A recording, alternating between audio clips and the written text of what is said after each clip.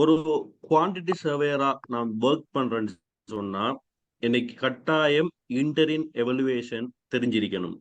என்ன இந்த இன்டரின் எவலுவேஷன் சொன்னா, சுருக்கமா சொல்ல போனா ஒரு பில்டிங்குக்கு ஒரு பில்டிங்கை கட்டுற, அதாவது பில்டிங்கை ப்ரொவைட் பண்ற ஒரு கண்ட்ராக்டர் அல்லது மேஸ்திரிக்கு நம்ம அதுக்குரிய ஃபீஸை வழங்குறது தான் என்னன்னு சொன்னா இந்த இன்டரிம் எவலுவேஷன். சுருக்கமா சொல்ல போனா இன்டரிம் எவலுவேஷன்ங்கிறது நம்மளோட மேசனுக்கோ அல்லது ஒரு கண்ட்ராக்டருக்கோ நம்ம என்ன செய்ய அவங்க கட்டு, அதாவது அவங்க கன்ஸ்ட்ரக்ட் பண்ற பில்டிங்குக்குரிய கோஸ்ட்டை வழங்குறது தான் என்னன்னு சொன்னா இன்டரிம் எவலுவேஷன். இந்த இன்டரிம் எவலுவேஷன்ல பல முக்கியமான விஷயங்கள் காணப்படுது. இதுல பல ரிட்டன்ஷன் இருக்கு, அட்வான்ஸ் இருக்கு, எல்டி இருக்குது, டிஃபெக்ட் லைபிலிட்டி பீரியட் இருக்குது, மெட்டீரியல் எட் சைட் இருக்குது, கியூமுலேட்டிவ் ஒர்க் டன் இருக்குது. இப்ப இதெல்லாம் என்ன, இதன் அடிப்படையில எப்படி நம்ம ஒரு இன்டரிம் எவலுவேஷன் இந்த குவான்டிட்டி சர்வேயிங்ல நம்ம ப்ரொவைட் பண்றங்கிற விஷயத்தை தான் நம்ம என்ன செய்ய போறோம் அப்படின்னா பார்க்க போறோம். அதாவது உங்களுக்கு தெரிஞ்சிருக்கும், ஒரு குவான்டிட்டி சர்வேயிங்ல ஒரு இன்டரிம் எவலுவேஷன் எந்த அளவு முக்கியம் சொன்னா, ஒரு குவான்டிட்டி சர்வேயரா ஒர்க் பண்றேன்னு சொன்னா அவருக்கு எஸ்டிமேஷன் எந்த அளவு முக்கியமோ, அதே நேரம் டெண்டர் ப்ரொசீஜர் எவ்வளவு முக்கியமோ, ப்ரொக்யூர்மெண்ட் எவ்வளவு முக்கியமோ, அதே மாதிரி ஒரு எவலுவேஷன், இன்டரிம் எவலுவேஷன்ங்கிறதும் அது முக்கியமான ஜாப் ரோல் ஒன்றுல இருக்கு. அப்ப இன்டரிம் எவலுவேஷன் சொன்னா என்னன்னு சொன்னா, ஒரு பில்டிங் கோஸ்ட்டை நான் ஒரு குவான்டிட்டி வைஸா நாங்க என்ன செய்யறோம்னு சொன்னா ப்ரொவைட் பண்றோம். அதாவது பில்டிங் கோஸ்ட்டை குவான்டிட்டி வைஸா நான் என்ன செய்யறேன்னு சொன்னா டிவைட் பண்ணி அவங்களுக்கு பேமெண்ட் பண்றதுதான் என்னன்னு சொன்னா இன்டரிம் எவலுவேஷன். ஓகே, நம்ம இப்ப செக்டருக்கு போவோம். இன்டரிம் எவலுவேஷன்ங்கிறது என்னன்னு சொன்னா முக்கியமா ஒரு குவான்டிட்டி சர்வேயர், ஒரு குவான்டிட்டி சர்வேயர் பொறுத்த அளவுல ஒரு கன்ஸ்ட்ரக்ஷன் ப்ராஜெக்ட் உண்டு, ஒரு கன்ஸ்ட்ரக்ஷன் ப்ராஜெக்ட் உண்டு நம்ம என்ன செய்யறோம் சொன்னா கம்ப்ளீட் பண்றதுக்கு, ஒரு கம்ப்ளீட் பண்றதுக்கு அவங்களுக்கு என்ன செய்யறோம்னு சொன்னா ஒரு குவான்டிட்டி வைஸா நம்ம என்ன செய்யறோம்னு சொன்னா அவங்களுக்கு பேமெண்ட் வழங்குறோம். இப்ப உங்களுக்கு தெரிஞ்சிருக்கும், நம்மட வீடுகள்ல ஒரு மேசன் பஸ் உண்டு. இப்ப மேசன் பஸ் உண்டு, நம்ம பேமெண்ட் உண்டு கொடுக்குறேன்னு சொன்னா, நம்ம ஒரு பேமெண்ட் உண்டு கொடுக்குறேன்னு சொன்னா பல விதங்கள்ல நம்ம என்ன செய்வோம் அப்படின்னா பண்ணுவோம். ஒன்று டே பேமெண்ட் கொடுப்போம், அல்லது ஸ்கொயர் ஃபீட் அடிப்படையில கொடுப்போம், அல்லது கண்ட்ராக்ட் மூலமா மொத்தமா லம்சம் முறையில என்ன செய்வோம் அப்படின்னா பே பண்ணுவோம். இப்படி பே பண்ற டைம்ல நமக்கு ஒரு எந்த ஒரு ப்ரோசஸ் எனக்கு ஈஸியா இருக்குன்னு சொன்னா இந்த இன்டரிம் எவலுவேஷன்ங்கிறது எனக்கு ஈஸியாவும், அதே நேரம் தண்ட பக்கம் ஒரு சேஃப்டி ஃபேக்டரை கொண்டும் நான் என்ன செய்யலாம்னு சொன்னா இந்த இன்டரிம் எவலுவேஷன் மூலமா நான் என்ன செய்யலாம் அப்படின்னா பே பண்ணி கொள்ளலாம். இது கண்ட்ராக்டர் அழைக்கலாம், சப் கண்ட்ராக்டர் அழைக்கலாம், இவங்களுக்கு நாங்க என்ன செய்யலாம்னு சொன்னா பேமெண்டா வழங்கலாம். சரிதானே? இதுல முக்கியமான விஷயம் என்னன்னு சொன்னா எல்லாரும் மியூட் பண்ணிக்கோங்க. ஓகே தானே? மியூட் பண்ணிக்கோங்க. மியூட் பண்றது மூலமா தான் இந்த செமினார்ஸை நீங்க என்ன செய்யலாம் அப்படின்னா ஃபுல்லா கன்சிடர் பண்ணலாம். Okay okay. இப்ப இன்டரிம் எவலுவேஷன்ல சில முக்கியமான டேர்ம் வேர்ட்ஸ், சில முக்கியமான விஷயங்கள் என்ன செய்யுதுன்னா காணப்படுது. இந்த இன்டரிம் எவலுவேஷன் இப்ப உங்களுக்கு என்னன்னு சொன்னா ஒரு நம்ம என்ன செய்ய போறோம் சொன்னா ஒரு கன்ஸ்ட்ரக்ஷன் உண்டு, ஒரு டெண்டரிங்கிற உண்டு, எப்படி நமக்கு ஒரு ப்ரொவைட் பண்ணப்படுது, ஒரு டெண்டரிங்கிறது எப்படி நம்மளோட கன்ஸ்ட்ரக்ஷன்ல பாதிப்பை செலுத்துது, அது எந்த வகையில நமக்கு உதவி செய்யுதுங்கிறத தான் நம்ம என்ன செய்ய போறோம் சொன்னா பார்க்க போறோம். முதலாவது டெண்டர் ப்ரொசீஜர் ஒன்று பார்த்தோம் சொன்னா நம்ம பார்த்திருக்கோம் என்னன்னு சொன்னா total estimated cost. Total estimated cost. இந்த டோட்டல் எஸ்டிமேட்டட் கோஸ்ட் என்னன்னு சொன்னா சுருக்கமா இந்த டோட்டல் எஸ்டிமேட்டட் கோஸ்ட் என்னன்னு சொன்னா நம்ம ஒரு பில்டிங்குக்கு என்ன செய்வோம் சொன்னா ஒரு எஸ்டிமேட் டோட்டலா நம்ம என்ன செய்வோம் அப்படின்னா எஸ்டிமேட் பண்ணுவோம். இப்ப உதாரணத்துக்கு எப்படின்னு சொன்னா நம்ம ஒரு வீடு ஒன்று கட்ட போறோம், ஒரு வீடு ஒன்று கட்ட போறோம் சொன்னா நம்ம என்ன செய்யறோம் அப்படின்னா ஒரு மேசன் பஸ் கூப்பிட்டு அவங்ககிட்ட கேட்போம் எப்படின்னு சொன்னா நாங்க இப்படி ஒரு வீடு ஒன்று கட்ட போறோம், இத்தனை ஸ்கொயர் ஃபீட், இப்படி ஸ்பெசிபிகேஷனுடைய வீடு வேணும், இதுக்கு நீங்க எனக்கு ஒரு எவ்வளவு இதுக்கு காஸ்ட் வரும் சொல்லுங்க. அப்ப அவரோட எக்ஸ்பீரியன்ஸ்ல அவர் என்ன செய்வாருன்னா ஒரு கோஸ்ட் வந்து சொல்லுவார்.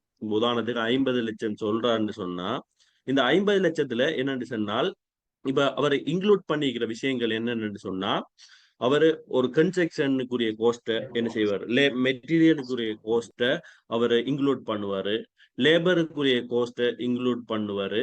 அதே நேரம் எக்ஸ்ட்ரா ஒர்க்குகள், அடுத்தது எதிர்பாராத வேலைகள், இதெல்லாம் அத பினிஷிங், இப்படி எல்லா ஒர்க்கையும் இன்க்ளூட் பண்ணி தான் என்ன செய்வாருன்னா ஒரு டோட்டல் எஸ்டிமேட் கோஸ்ட் சொல்லுவார்.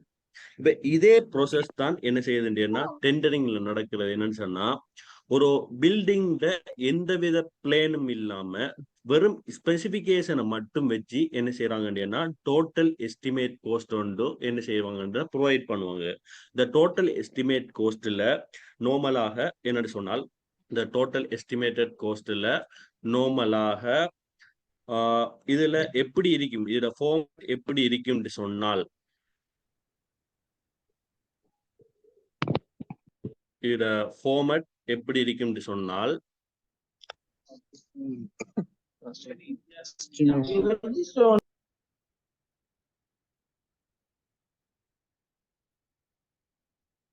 அதாவது ஃபர்ஸ்ட்டுக்கு நாங்க என்ன செய்வோம் அப்படின்னா டோட்டல் எஸ்டிமேட் கோஸ்ட்டை sub structure, super structure, sub structure,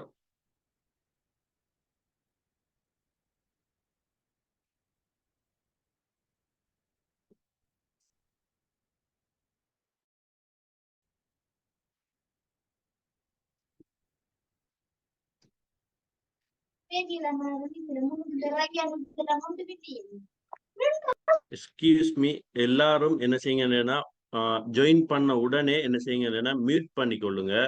mute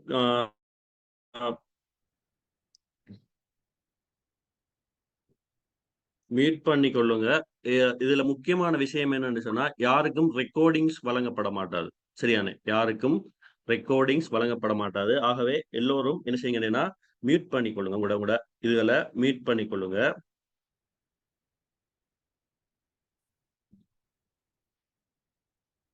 okay, நம்ம ஒரு டோட்டல் எஸ்டிமேட் கோஸ்டட நம்ம என்ன செய்வோம் சொன்னா ஒரு ஃபார்மட் ஒன்றை பார்ப்போம். முதலாவது என்ன செய்வாங்கன்னா சப்ஸ்ட்ரக்சர், அடுத்தது சூப்பர் ஸ்ட்ரக்சர், அடுத்தது எக்ஸ்டர்னல் ஒர்க் என்ன செய்வாங்கன்னா ஒரு ஸ்ட்ரக்சர், ஒரு கன்ஸ்ட்ரக்ஷனை என்ன செய்யறாங்க பிரிப்பாங்க.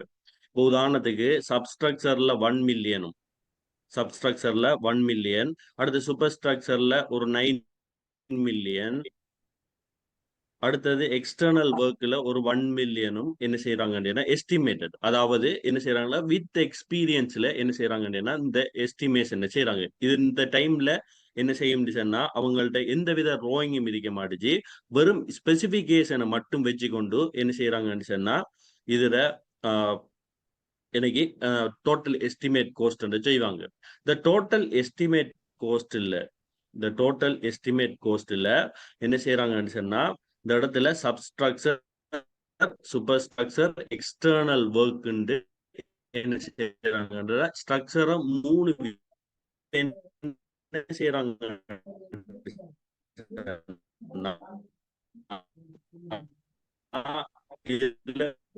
பண்றாங்க.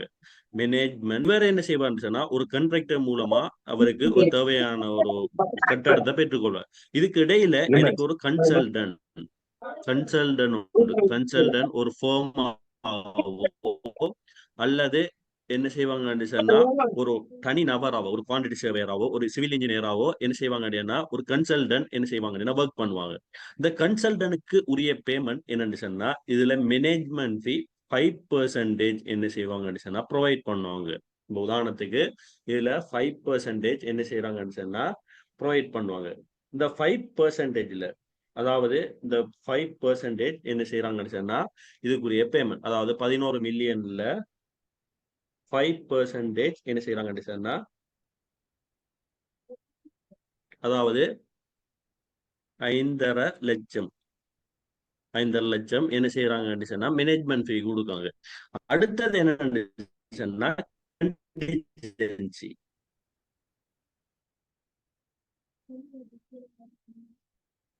கண்டிஜென்சிங்கிறது என்னன்னு சொன்னா இப்ப டேக் ஆஃப் எடுப்போம், அடுத்து ரேட் அனலைஸ் செய்வோம், அதன் அடிப்படையில நம்ம என்ன செய்வோம் சொன்னா ஒரு பில்டிங் இன்ஜினியரிங் எஸ்டிமேஷன் உருவாக்குவோம்.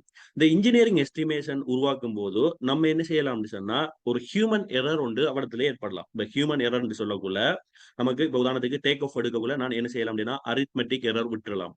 அடுத்து நான் என்ன செய்யலாம் அப்படின்னா ஒர்க்கை நான் ஷெட்யூல் பண்ணிட்டு போகல ஏதாவது ஒர்க்கை நான் மறந்து போய் விட்டுறலாம். அல்லது நான் என்ன செய்யறேன்னு சொன்னா எதிர்பாராத வேலை உண்டு என்ன செய்யலாம்னு சொன்னா என்னை நோக்கி வந்துடலாம். இப்படியான சந்தர்ப்பங்கள்ல நான் ஒரு பில்டிங்ல எடிஷனல் கோஸ்ட் ஒன்று எடுக்கிறதுக்கு நான் என்ன செய்ய வேண்டியன்னா இந்த கண்டிஜென்சியை யூஸ் பண்ணுவேன். அப்ப இந்த கண்டிஜென்சிங்கிறது என்னன்னு சொன்னா ஒரு ஹியூமன் எரர் மூலமாக வார பிரச்சனைகள் அல்லது ஒரு எதிர்பாராத விதமா ஏற்படுற கோஸ்ட்களுக்கு எடிஷனல் கோஸ்ட்களுக்கு நம்ம செலவழிக்கிற காசு தான் என்னன்னு சொன்னா இந்த கண்டிஜென்சி. இந்த கண்டிஜென்சி என்ன செய்வோம் சொன்னா இந்த 11 மில்லியன் இருந்து 10%, அப்ப 1.1 மில்லியன் என்ன செய்வேன் சொன்னா இந்த கண்டிஜென்சி யூஸ் பண்ணுவேன். அடுத்தது முக்கியமான விஷயம் என்னன்னு சொன்னா பிரைஸ் எஸ்கலேஷன். பிரைஸ் எஸ்கலேஷன் இது என்ன செய்யும்? பிரைஸ் எஸ்கலேஷன்ங்கிறது என்னன்னு சொன்னா இப்ப நார்மலா பிரைஸ் அதாவது நம்ம என்ன செய்வோம் அப்படின்னா ஒரு குறிப்பிட்ட காலத்துல ரேட் ஒண்ட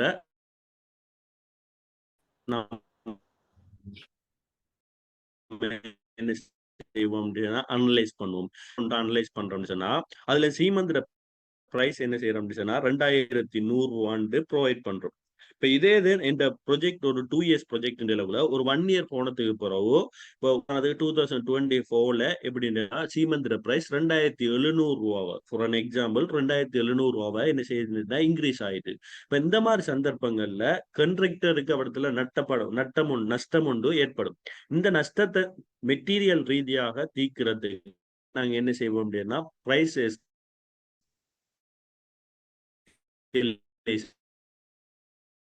பே பண்ணுவோம். அதாவது மெட்டீரியல் லேபர் அடுத்தது அவர் பிளான்ட் அண்ட் மெஷினரிக்குரிய கோஸ்ட் எல்லாம் இன்க்ரீஸ் ஆகக்குள்ள அவடத்துல அவர் நஷ்டத்தை போக்காட்டுறதுக்கு நாங்க என்ன செய்வோம் அப்படின்னா பிரைஸ் எஸ்கலேஷன் பே பண்ணுவோம். இந்த பிரைஸ் எஸ்கலேஷன் தான் நம்ம என்ன செய்வோம் சொன்னா இதுல பே பண்ணுவோம். இதுக்கு நம்ம என்ன செய்யறோம் அப்படின்னா 5%. இது என்ன இந்த 5% நாட்டுற கிரைசிஸ் தன்மையை வச்சுதான் இந்த பெர்சன்டேஜ் என்ன செய்யும் அப்படின்னா தீர்மானிக்கப்படும். அப்ப நார்மலா நாங்க என்ன செய்வோம் அப்படின்னா 5.5 லட்சம் என்ன செய்வோம் பே பண்ணுவோம். இப்ப இதே நேரம் இதோட நம்ம வெட் ஒன்றையும் இன்க்ளூட் பண்ணி வெட் இப்ப கரண்டா நமக்கு தெரிஞ்சிருக்கும் 18% என்ன செய்யுதுன்னு சொன்னா வெட் ஒன்று நமக்கு போகுது. அப்ப நம்ம 11 மில்லியன்ல இருந்து நம்ம என்ன செய்வோம் சொன்னால் வெட் ஒன்றை கால்குலேட் பண்ணுவோம் 1.980 மில்லியன். இப்ப நம்ம என்ன செய்வோம்னா இதுல டோட்டல பார்த்துதான் நம்ம என்ன செய்வோம் சொன்னால் 11 மில்லியன் பிளஸ் 5.5 லட்சம் பிளஸ் 1.1 மில்லியன் பிளஸ் 5.5 லட்சம் பிளஸ் 1980 ஓகே 15 மில்லியன் 1,80,000. ஓகே இந்த அமௌண்ட் தான் என்னன்னு சொன்னா டோட்டல் எஸ்டிமேட்டட் கோஸ்ட். அதாவது இது total estimate. Management fee and ஓவர்ஹெட்ங்கிறது சேம் இல்லை. மேனேஜ்மெண்ட் ஃபீங்கிறது என்னன்னு சொன்னா நம்ம கன்சல்டன்ட் கொடுக்கறது. ஓவர்ஹெட்ங்கிறது என்னன்னு சொன்னா நம்மளோட கண்ட்ராக்டருக்கு கொடுக்கறது. அதாவது ஒரு ஓவர்ஹெட் ப்ராஃபிட்ங்கிறது என்னன்னு சொன்னா அது கண்ட்ராக்டர் மட்டும்தான் கேட்பார். இப்ப அவர் ஒர்க் பண்றதுல அவரோட ப்ராஃபிட் சரியானு. இது என்னன்னு சொன்னா ஒரு கண்ட்ராக்டருக்கும் கிளைண்ட்டுக்கும் இடையில கன்சல்டன்டா ஒர்க் பண்ற ஃபார்ம் என்ன செய்ய முடியும்னா அந்த மேனேஜ்மெண்ட் ஃபீயை பெற்றுக்கொள்ளும் சரியானு. அப்ப இந்த இடத்துல நாங்க ஃபார்மட் இதுதான் டோட்டல் எஸ்டிமேட் கோஸ்ட் ஃபார்மட் இதுதான் இந்த கோஸ்ட். அதாவது ஒரு பில்டிங்குக்கு என்ன செய்யறான்னு சொன்னா ஒரு மேசன் பாஸ் என்ன செய்யறா ஒரு அவர் என்ன செய்வார்னு சொன்னா ஒரு ஓவரால் அவர் எக்ஸ்பீரியன்ஸை வச்சு ஒரு அமௌண்ட் நடிப்பாரு. இதுல நம்ம ஒரு சீனியர் குவான்டிட்டி சேவர் என்ன செய்வாங்கன்னா இன் ரைட்டிங்ல என்ன செய்ய வேண்டியனா அமௌண்ட் கொடுப்பாரு. இந்த அமௌண்ட் எப்படி சொன்னா இந்த ஃபார்மட்ல தான் என்ன செய்ய முடியும்னா இந்த டோட்டல் எஸ்டிமேட் கோஸ்ட் இருக்கும். இந்த டோட்டல் எஸ்டிமேட் கோஸ்ட்டுக்கு பின்னாடி என்ன செய்வாங்கன்னு சொன்னா இந்த டோட்டல் எஸ்டிமேட் கோஸ்ட் எடுத்து என்ன செய்வாங்கன்னா அலோகேஷன் அதாவது அலோகேஷன் பெற்றுக்கொள்வாங்க. இந்த அலோகேஷன் மூலமாக அலோகேஷனுக்கு பிறகு என்ன செய்வாங்கன்னு சொன்னால் இன்ஜினியரிங் எஸ்டிமேஷன் ஒன்று செய்வாங்க. இந்த இன்ஜினியரிங் எஸ்டிமேஷன்ங்கிறது என்னன்னு சொன்னா, இப்ப நம்ம ஒரு டெண்டர் ஒன்றின் மூலமாகத்தான் நம்ம என்ன செய்ய போறோம்னு சொன்னா இந்த பில்டிங் ப்ரொஜெக்ட நம்ம செய்ய போறோம். சரியான, அதாவது டெண்டர்ங்கிறது என்னன்னு சொன்னா ஒரு ப்ரொக்யூமெண்ட் மெத்தட். இப்ப ப்ரொக்யூமெண்ட்ங்கிறது ஏதாவது ஒரு பொருளையோ சேவையோ பெற்றுக்கொள்ற விதம் தான். அந்த விதத்துல ஒரு விதம், அதாவது நான் இந்த லெப்ப என்ன செய்ய போறான்னு சொன்னா, நான் என்ன செய்ய போறேன்னு சொன்னா ரெடி கேஷ்ல வாங்குவேன் அல்லது இன்ஸ்டால்மெண்ட்ல வாங்குவேன். அதே மாதிரி டெண்டரிங்ல நான் வாங்குறேன். ஏல விற்பனையில டெண்டரிங்ல நான் வாங்குவேன். இப்ப டெண்டரிங்கிறதும் என்னன்னு சொன்னா ஏதாவது பெற்றுக்கொள்ற ஒரு முறை தான். இப்ப இந்த டெண்டரிங்க நம்ம என்ன செய்யறோம்னு சொன்னா கன்ஸ்ட்ரக்ஷன்ல எப்படி நம்ம டெண்டர் யூஸ் பண்றோம்ங்கிறது தான் ஒரு குவான்டிட்டி சர்வேயர் ஒர்க். சரியானே, ஒரு குவான்டிட்டி சர்வேயர் ஒர்க். இப்ப இந்த குவான்டிட்டி சர்வேயர் ஒர்க்ல இருந்து சரியான இந்த குவான்டிட்டி சர்வேயர் ஒர்க்ல நம்ம டெண்டர்ங்கிறது என்ன செய்வோம் அப்படி சொன்னா, இது முதலாவது நான் ஒரு பில்டிங்குக்கு டெண்டர் ஒன்று நான் செய்ய போறேன்னு சொன்னா அந்த பில்டிங் அடிப்படை கோஸ்ட் பேசிக் கோஸ்ட் ஒன்று எனக்கு என்ன செய்யணும் அப்படின்னா தெரிஞ்சிருக்கணும். அதாவது இப்ப நான் லெப் ஒண்ட என் லெப் இருக்குன்னு சொன்னா அதை நான் ஏலம் விட போறேன்னு சொன்னா அந்த ஏலம் விடுறதுக்கு முதல் என் லெப்போட மினிமம் கோஸ்ட் ஒன்று என்ன செய்யணும் அப்படின்னு சொன்னா எனக்கு தெரிஞ்சிருக்கணும். அதாவது நான் லெப் ஒன்றை ஏலம் விட போறேன்னு சொன்னா அதோட மினிமம் கோஸ்ட் எனக்கு என்ன செய்யணும் அப்படின்னா தெரிஞ்சிருக்கணும். இந்த மினிமம் கோஸ்ட் மூலமா தான் நான் என்ன செய்வேன் சொன்னா எனக்கு ஏலம் கேட்கிறவங்க என்ன செய்யறாங்க, இந்த மினிமம் கோஸ்டோட குறைய கேட்காங்களா கூடுதலா கேட்காங்களாங்கிற விஷயம் எனக்கு தெரிய வரும். இப்ப இதே மாதிரி தான் என்னன்னு சொன்னா இந்த இன்ஜினியரிங் எஸ்டிமேஷன்ங்கிறது என்னன்னு சொன்னா இந்த இன்ஜினியரிங் எஸ்டிமேஷன் யாரு செய்வாங்கன்னா கன்சல்டன்ட்ல இருந்து என்ன செய்வாங்க. இந்த கன்சல்டன்ட் என்ன காரணத்துக்காண்டி செய்யறாங்கன்னு சொன்னா அவங்க டெண்டர் கால் பண்றதுக்கு முன்னாடி அவங்களுக்கு அந்த பில்டிங் மினிமம் கோஸ்டா அறிஞ்சு கொள்றதுக்கு தான் என்ன செய்யறாங்கன்னா டெண்டரிங் செய்யறாங்க. இப்ப உங்களுக்கு எல்லாருக்கும் தெரியும் சைட் இன்வெஸ்டிகேஷன்ங்கிறது. சைட் இன்வெஸ்டிகேஷன்ல ஒரு ரிப்போர்ட் ஒன்று செஞ்சு அதை ஸ்ட்ரக்சரல் டீம்கிட்ட கொடுப்பாங்க. அந்த சைட் இன்வெஸ்டிகேஷன் ரிப்போர்ட்டை வச்சு கொண்டு என்ன செய்யறாங்க ஸ்ட்ரக்சரல் டீம் ஒரு பிளேன் ஒன்று உருவாக்கும். அந்த பிளேனை ராஸ்மெண்ட் உதவியோட என்ன செய்வாங்க அதை ஹார்ட் காப்பி எடுப்பாங்க. அந்த ஹார்ட் காப்பி என்ன செய்யறாங்க அப்படின்னா எஸ்டிமேஷன் டீம் வழங்கக்குள்ள அவங்க டேக் ஆஃப் எடுத்து அதுக்கு ரேட் அனலைஸ் செஞ்சு என்ன செய்வாங்க அப்படின்னா ஒரு இன்ஜினியரிங் எஸ்டிமேஷன் ஒன்று செய்வாங்க. இப்ப அந்த ரேட் அனலைஸ்ல ஓவர் ஹெட் ப்ராஃபிட்ங்கிறது 8,000 மாதிரி. இப்ப உதாரணத்துக்கு இப்ப எந்த ப்ரொஜெக்டுக்கு நான் என்ன செய்ய மாட்டேன் லாபம் வைக்க மாட்டேன். அப்ப அதே மாதிரி இப்ப நான் மினிமம், அதாவது இந்த லெப்போட அமௌண்ட் எடுக்கிறேன்னா நான் மினிமம் அமௌண்ட் தான் எடுப்பேன். சரியானே, இப்ப கண்ட்ராக்டர் தான் ஓவர் ஹெட் ப்ராஃபிட் அவங்களோட ரேட்ல எட் பண்ணுவாங்க. சரியானே, ஓவர் ஹெட் ப்ராஃபிட் என்ன செய்வாங்கன்னு எட் பண்ணுவாங்க. இப்படி எட் பண்ணக்குள்ள நான் என்ன செய்ய மாட்டேன்னா எந்த ப்ராஜெக்ட்டுக்கு நான் ஓவர் ஹெட் ப்ராஃபிட் என்ன செய்ய மாட்டேன் எட் பண்ண மாட்டேன். அப்ப நான் காண்ற அமௌண்ட் எப்படி இருக்கும் அப்படின்னா மினிமம் கோஸ்டா இருக்கும். இந்த அமௌண்டோட குறைவா ஒரு டெண்டர் ஒன்று வருதுன்னு சொன்னா நான் அதையும் எக்ஸெப்ட் பண்ண மாட்டேன். ஏன் காரணம் சொன்னா நான் காண்ற அமௌண்ட் ஆக மினிமம் அமௌண்ட். சரியானே, அப்ப எந்த அமௌண்டோட மினிமமா ஒரு ஆள் டெண்டர் ஒன்று சப்மிட் பண்றான்னு சொன்னா அவர் எப்படியும் ஒரு ஃப்ராட் தான் அமௌண்ட் என்ன செய்ய போறாரு பண்ண போறாருங்கிறது தான் இந்த அர்த்தம். சரிதானே, ஓகே. இப்ப இதுல என்னன்னு சொன்னா அடுத்த விஷயம் நான் இன்ஜினியரிங் எஸ்டிமேஷனோட எப்படி இருக்குன்னு சொன்னா ஃபர்ஸ்ட்டுக்கு இதுல சீரியல் நம்பர் இருக்கும். அதே நேரம் என்ன செய்யும்டா டிஸ்கிரிப்ஷன் இருக்கும். அடுத்தது என்னன்னு சொன்னா யூனிட் இருக்கும். அடுத்தது குவான்டிட்டி, ரேட், அடுத்தது அமௌண்ட். சரியான, இப்ப இதுல என்ன செய்வாங்க அப்படின்னா இதுல நார்மலா அவங்க குவான்டிட்டியை காண்றதுக்கு அந்த பிளேனை வச்சு டேக் ஆஃப் மெஷர்மெண்ட் எடுப்பாங்க. அடுத்து அந்த குவான்டிட்டியை வச்சு கொண்டு என்ன செய்வாங்கன்னா ரேட் செய்வாங்க. ரேட் என்ன செய்வாங்கன்னா வித்தவுட் ஓவர் ஹெட் ப்ராஃபிட் இல்ல என்ன செய்வாங்கன்னா ரேட் ஒன்று செஞ்சு அதுக்கு quantity plus quantity into rate into rate என்ன செய்வாங்கன்னு சொன்னா அமௌண்ட் குவான்டிட்டி இன்டூ ரேட் அதுக்குரிய அமௌண்ட்டை எடுப்பாங்க. சரியான, இப்ப இதுல என்ன செய்யறாங்கன்னு சொன்னா இந்த ரேட் எப்படி இவங்க அப்ளிகபிள் பண்றாங்கன்னு சொன்னால் இவங்க வித்தவுட் ஓவர் ஹெட் ப்ராஃபிட். சரியானே, அப்ப வித்தவுட் ஓவர் ஹெட் ப்ராஃபிட் எடுத்து இவங்க அமௌண்ட்டை கண்டு என்ன செய்வாங்கன்னா ஒரு ஃபைனல் அமௌண்ட் ஒன்று காணுவாங்க. இந்த ஃபைனல் அமௌண்ட் தான் என்னன்னு சொன்னா இன்ஜினியரிங் எஸ்டிமேஷன். சரியான, இன்ஜினியரிங் எஸ்டிமேஷன் அதாவது முதலாவது நம்ம டிசியை பார்த்தோம். அந்த டிசில இருந்து அடுத்தது என்னன்னு சொன்னா டிசில இருந்து பார்த்தோம். அதுக்கு பிறகு நம்ம என்ன செய்யறோம் அப்படின்னு சொன்னா, இதுல இன்ஜினியரிங் எஸ்டிமேஷனோட செய்யறோம். பட் டிசி நம்ம எடுக்கிற நோக்கம் என்னன்னு சொன்னா, ஒரு அலோகேஷன் ஒன்றை பெற்றுக்கொள்றதுக்கு. அடுத்தது டோட்டல் எஸ்டிமேட் அதாவது இன்ஜினியரிங் எஸ்டிமேஷன்ங்கிறது என்னத்துக்கு சொன்னா, இந்த ப்ரொஜெக்ட்ற கோஸ்ட் மினிமம் கோஸ்ட்டை நான் அறிஞ்சு கொள்றதுக்கு. அப்ப நான் அறிஞ்சு கொண்டதான் நான் என்ன செய்யலாம், அதை ஏலம் விட டெண்டரிங் கொண்டு கால் பண்ணக்குள்ள டெண்டர் ஒன்று சப்மிட் பண்றவங்க இந்த ப்ரொஜெக்ட்ற மினிமம் அமௌண்ட்டை வச்சு நான் என்ன செய்யலாம், அவங்கள அனலைஸ் பண்ணி நாங்க செலக்ட் பண்ணலாம். சரியானே. அப்ப இதுதான் என்னன்னு சொன்னா இன்ஜினியரிங் எஸ்டிமேஷன். இந்த இன்ஜினியரிங் எஸ்டிமேஷன்ல என்ன செய்வாங்க அப்படின்னா, குவான்டிட்டி காண்றதுக்கு ஒரு டேக் ஆஃப் மெஷர்மெண்ட் செய்வாங்க.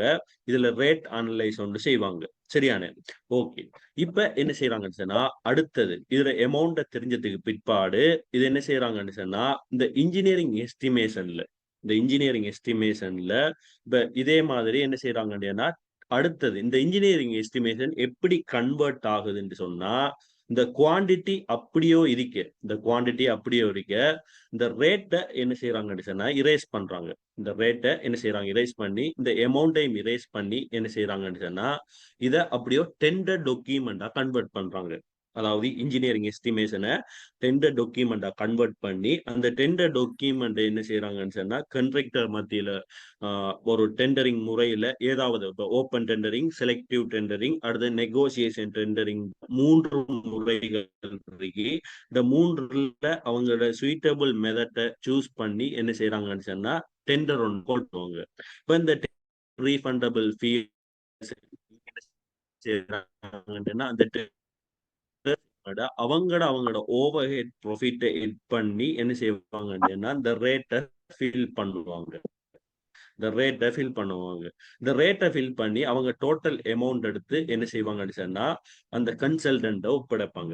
இந்த கன்சல்டன்ட் என்ன செய்யுதுன்னு சொன்னா இவங்களோட ரேட் அடுத்தது இவங்களோட ப்ரொஃபைல் எல்லாத்தையும் அனலைஸ் பண்ணி இவங்கள்ல இருந்து ஒரு குறைந்த, அதாவது எப்படின்னு சொன்னா இப்ப உதாரணத்துக்கு ஃபார் அன் எக்ஸாம்பிள்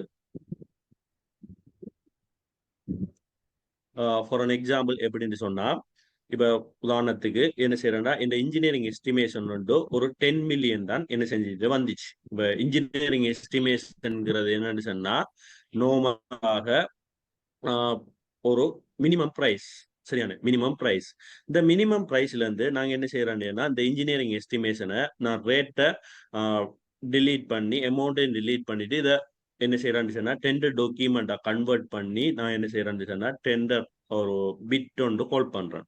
இப்ப இதுல என்ன செய்யறாங்கன்னு சொன்னா அவங்களோட ஓஎட் ப்ராஃபிட் எட் பண்ணி கண்ட்ராக்டர் மாதிரி சப்மிட் பண்றாங்க. இப்போ ஃபார் அன் எக்ஸாம்பிள் ஒரு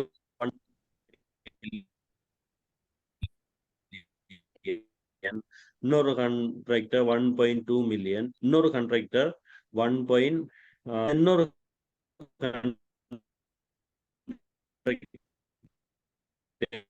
என்ன செய்ய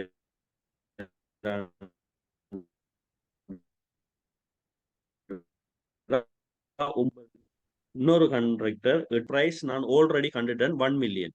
இந்த 1 மில்லியனுக்கு குறைவா இருக்கிற அமௌண்ட்டுகளை நான் என்ன செய்ய மாட்டேன்னா செலக்ட் பண்ண மாட்டேன். இப்ப ஏன்னு சொல்லக்குள்ள நான் 1 மில்லியன் எடுத்ததே எந்தவித ஓவர் ப்ராஃபிட்டும் எட் பண்ணாம மினிமம் அமௌண்ட், அந்த மினிமம் அமௌண்டோட எப்படியும் அவர் குறைகிறது என்று சொல்லா அவர் என்ன செய்யறாருன்னு சொன்னா மெட்டீரியல் பிரைஸ்ல கை வைக்கிறார். அந்த மெட்டீரியல் பிரைஸ்ல கை வைக்க உதாரணத்துக்கு 8,000 ரூபாயோட ஃபேன் நான் கூட்ட போறேன்னா அவர் என்ன செய்ய போறாரு, நார்மல்ல 4,000 ரூபாயோட ஃபேன், அதாவது குவாலிட்டி குறைஞ்ச ஒரு பொருளை என்ன செய்ய போறான்னு சொன்னா அவர் இடத்துல எட் பண்ண போறாரு. இப்ப இதுதான் என்ன சொன்னா நாங்க என்ன செய்ய வேண்டியதுன்னா இதுல எஃபெக்டிவான லோ பிரைஸை தான் நான் என்ன செய்ய வேண்டியதுன்னா செலக்ட் பண்ணுவேன். நான் செலக்ட் பண்ற அமௌண்ட் தான் என்ன செய்ய முடியும்னா கண்ட்ராக்ட் சம் இருக்கும். கண்ட்ராக்ட் சம் நான் செலக்ட் பண்ற ஒரு கண்ட்ராக்டர்ல டெண்டர் டாக்குமெண்ட் தான் அப்படியோ என்ன செய்ய முடியும்னா பில் ஆஃப் குவான்டிட்டியாக என்ன செய்ய முடியும்னா கன்வெர்ட் பண்ணப்படும். அப்ப நீங்க பாக்கீங்க டோட்டல் எஸ்டிமேட் கோஸ்ட் இருக்கு, அது அலோகேஷனை பெற்றுக்கொள்றதுக்கு நான் இன்ஜினியரிங் எஸ்டிமேஷன் ஒன்று செய்யறேன். இன்ஜினியரிங் எஸ்டிமேஷன் செய்யறதுக்கு நான் அந்த பிளேனை வச்சு குவான்டிட்டி எடுக்கணும். குவான்டிட்டி எடுத்து அடுத்த குவான்டிட்டி வச்சு ரேட் அனலைஸ் செஞ்சு என்ன செய்யறேன்னா இப்படி ஒரு ஃபார்மட்ல நான் என்ன செய்யறேன் இன்ஜினியர் எஸ்டிமேஷன் ஒன்று உருவாக்குறேன். அதோட டோட்டல் மினிமம் பிரைஸை நான் என்ன செய்யறேன் தெரிஞ்சு கொள்றேன். அதுக்கு பிறகு என்ன செய்யறேன்னு சொன்னா நான் கண்ட ரேட் அமௌண்ட் எல்லாம் இரேஸ் பண்ணிட்டு அதை டெண்டர் டாக்குமெண்டா கன்வெர்ட் பண்ணி கண்ட்ராக்டர் மத்தியில கொடுக்குறேன். அந்த கண்ட்ராக்டர் என்ன செய்யறாங்க அப்படின்னா அவங்களோட ஓவர் ப்ராஃபிட்டை எட் பண்ணி அவங்க ரேட் ஒன்று போட்டு அதுல அமௌண்ட் ஒன்றை போட்டு ஒவ்வொரு ஆளும் என்ன செய்யறாங்க ஒவ்வொரு அமௌண்ட் இருக்கா அவங்களோட ப்ரொஃபைலையும் நாங்க அவங்களோட ரேட்டையும் அனலைஸ் பண்ணி என்ன செய்யறோம் அப்படின்னு சொன்னா ஒரு கண்ட்ராக்டர் ஒரு ஆளை செலக்ட் பண்ணுவோம். அந்த அந்த செலக்டட் கண்ட்ராக்டர் டோட்டல் அமௌண்ட் தான் எப்படி இருக்கும் சொன்னா நம்மட கண்ட்ராக்ட் சம்மாக இருக்கும். கண்ட்ராக்ட் சம்மாக இருக்கும். கண்ட்ராக்ட் சம் அல்லது கண்ட்ராக்ட் அமௌண்ட் சரியான கண்ட்ராக்ட் சம் அல்லது கண்ட்ராக்ட் அமௌண்ட். இந்த செலக்டட் கண்ட்ராக்டர் டெண்டர் டாக்குமெண்ட் தான் என்ன செய்ய முடியும்னா அப்படியோ பிஓக்யூவாக பில் ஆஃப் குவான்டிட்டியாக என்ன செய்ய முடியும்னா கன்வெர்ட் பண்ணப்படும். இந்த பில் ஆஃப் குவான்டிட்டியை நம்ம ஒரு ரெஃபரன்ஸ் புக்கை வச்சு கொண்டு தான் என்ன செய்வோம் அப்படின்னா நம்மளோட ப்ரொஜெக்டை நம்ம என்ன செய்வோம் அப்படின்னா ரன் பண்ணிட்டு போவோம். சரியானே? ஓகே, இதுல யாருக்கும் டவுட்ஸ் இருக்கிறதா நான் இவ்வளவு நேரம் சொன்னதுல? இப்ப நம்ம என்ன செய்யறோம் அப்படி சொன்னா ஒரு இன்டரிம் பேமெண்ட் பில்லுல இப்ப நம்ம என்ன செஞ்சிட்டோம் அப்படின்னா டோட்டல் எஸ்டிமேட் கோஸ்ட்டை பார்த்துட்டோம். அடுத்தது இன்ஜினியரிங் எஸ்டிமேஷனை பார்த்துட்டோம். அடுத்தது என்னன்னு சொன்னா நம்ம அது இன்ஜினியரிங் எஸ்டிமேஷன் அது எப்படி டெண்டர் டாக்குமெண்டா கன்வெர்ட் ஆகுது, அந்த டெண்டர் டாக்குமெண்ட் எப்படி பில் ஆஃப் குவான்டிட்டியா கன்வெர்ட் ஆகுதுங்கிறத பார்த்தோம். இப்போ ஃபைனலா நம்ம என்ன செய்வோம் அப்படின்னா பில் ஆஃப் குவான்டிட்டியை தான் ரெஃபரன்ஸ் புக்கை வச்சுக்கொண்டு நம்ம என்ன செய்வோம் அப்படின்னா கன்ஸ்ட்ரக்ஷனை கமெண்ட்ஸ் பண்ணுவோம். சரியானே? இப்ப இந்த கன்ஸ்ட்ரக்ஷனை கமெண்ட்ஸ் பண்றதுல மிக முக்கியமானது என்னன்னு சொன்னால் அட்வான்ஸ் பேமெண்ட். அட்வான்ஸ் பேமெண்ட்ங்கிறது என்னன்னு சொன்னா நான் இதுல 36.1ங்கிறது என்னன்னு சொன்னா ஸ்டாண்டர்ட் பிட்டிங் ரூல்ல சொல்லியிருக்கேன். இந்த அட்வான்ஸ்ங்கிறது என்னன்னு சொன்னா ஒரு எந்த ஒரு வேலையை நம்ம ஸ்டார்ட் பண்றதுக்கு அதாவது நம்ம ஒரு ஒர்க்கை ஸ்டார்ட் பண்றதுக்கு முன்னாடி நமக்கு வழங்கப்படுற பேமெண்ட் தான் என்னன்னு சொன்னா அட்வான்ஸ் பேமெண்ட். சரிண்ணே? The employer will provide an advance payment as stipulated in the condition of contract subject to maximum amount of 20% of initial contract price within 40 days of the contract. சரியானே? இந்த advance payment எடுக்கிறதுக்கு அவங்க என்ன செய்வாங்கன்னா ஒரு guarantee ஒரு bond என்ன செய்வாங்கன்னு சப்மிட் பண்ணுவாங்க. இது நார்மலா எல்லாருக்கும் தெரிஞ்சிருக்கும். சரியானே? இப்போ அட்வான்ஸ் பேமெண்ட் நோக்கம் என்னன்னு சொன்னா ஒரு பில்டிங்கை என்ன செய்யறோம் ஸ்டார்ட் பண்றதுக்கு நம்ம ஒரு அட்வான்ஸா என்ன செய்யறோம் சொன்னா ஒரு ஹெல்ப் கொண்டு பண்றதுதான் இந்த அட்வான்ஸ் பேமெண்ட். இந்த அட்வான்ஸ் பேமெண்ட் என்ன ஒரு ஈக்குவேஷன் அதாவது எஸ்பிடில சொல்லப்பட்ட என்னன்னா மேக்சிமம் அதாவது மேக்சிமம் அமௌண்டே நம்ம என்ன செய்வோம் அப்படின்னா இனிஷியல் கண்ட்ராக்ட் பிரைஸ்ல இருந்து 20% என்ன செய்வோம் அப்படின்னா வழங்குவோம். ஆனால் நம்மளோட உண்மையான இதுல விரிவான கருத்து என்னன்னு சொன்னா ஒரு அட்வான்ஸ் பேமெண்ட் உண்டு நம்ம கொடுக்குறோன்னு சொன்னா நம்மளோட கண்ட்ராக்ட் சம்மில இருந்து ப்ரொவிஷனல் சம்ம கழிச்சு அதுல இருந்து 20% தான் நம்ம என்ன செய்யணும் அப்படின்னா அட்வான்ஸ் பேமெண்ட் ப்ரொவைட் பண்ணணும். சரியானே? இந்த அட்வான்ஸ் பேமெண்ட் ப்ரொவைட் பண்றா கண்ட்ராக்ட் சம்மண்டா நம்ம பார்த்தோம் என்னன்னு சொன்னா ஒரு டெண்டர் டாக்குமெண்ட் சப்மிட் பண்ணி செலக்டட் கண்ட்ராக்டர் டோட்டல் அமௌண்ட் தான் என்னன்னு சொன்னா கண்ட்ராக்ட் சம். சரியானே? இப்ப ப்ரொவிஷனல் சம்மண்டா சரியானே இது புக் என்னடா எஸ்பிடி ஸ்டாண்டர்ட் பிட்டிங் டாக்குமெண்ட். சரியானே? ப்ரொவிஷனல் சம்ங்கிறது என்னன்னு சொன்னா எனக்கு ஒரு ஒர்க் கொண்டு இருக்கின்ற தெரியும். ப்ரொவிஷனல் சம்ங்கிறது எனக்கு ஒரு ஒர்க் கொண்டு இருக்கின்ற தெரியும். அந்த ஒர்க்குரிய குவான்டிட்டியை நான் என்ன செய்யலாம்னா ப்ரெடிக்ட் பண்ண இயலாது. சரியானே? இப்ப நான் குவான்டிட்டியை நான் என்ன செய்யலாம்னு சொன்னா நான் மெஷர் பண்ணவோ அல்லது ப்ரெடிக்ட் பண்ணவோ இயலாது. அது எப்படியான ஒர்க்னு சொன்னா இப்ப உதாரணத்துக்கு நாங்க என்ன செய்யறோம்னு சொன்னா எஸ்கவேஷன் பண்றோம். இந்த ஃபவுண்டேஷனுக்கு எஸ்கவேஷன் பண்ணக்குள்ள இந்த ஃபவுண்டேஷன் எஸ்கவேஷன் எப்படின்னு சொன்னா அதுக்குள்ள கிரவுண்ட் வாட்டர் வருது. இந்த கிரவுண்ட் வாட்டர் லெவல் என்னன்னு சொன்னால் நார்மலாக என்ன செய்யறதுன்னா எந்த அளவுல இருக்குன்னு நம்ம கண்டுபிடிக்கும். இப்ப கிரவுண்ட் வாட்டர் வருதுன்னு சொன்னா அதை பம்ப் போட்டு தான் நம்ம என்ன செய்வோம் அப்படின்னா பம்ப் பண்ணுவோம். சரியான? இப்ப அந்த பம்பை நம்ம யூஸ் பண்றோம்னா அது எவ்வளவு டைமுக்கு நம்ம யூஸ் பண்ணுவோம்ங்கிற விஷயத்த நான் என்ன செய்யலாம்னு சொன்னா முன்கூட்டியே தீர்மானிக்கலாம். அப்ப இப்படியான இது ஒரு ஃபார் அன் எக்ஸாம்பிள். இப்படியான ஒர்க்குக்கு நம்ம என்ன செய்வோம் அப்படின்னா ப்ரொவிஷனல் சம் டோட்டல் அமௌண்ட் உண்டு, ஒரு எஸ்டிமேட்டடான டோட்டல் அமௌண்ட் உண்டு ப்ரொவைட் பண்ணுவோம்.